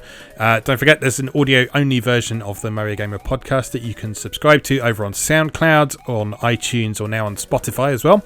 And if you're listening to the audio-only version and you want pretty pictures and animations to go with the things that we're talking about, then you can check me out on YouTube. There's links to that on MoeGamer.net. So, just remains for us to say, as always, thank you very much for watching and or listening, and we'll see you again next time.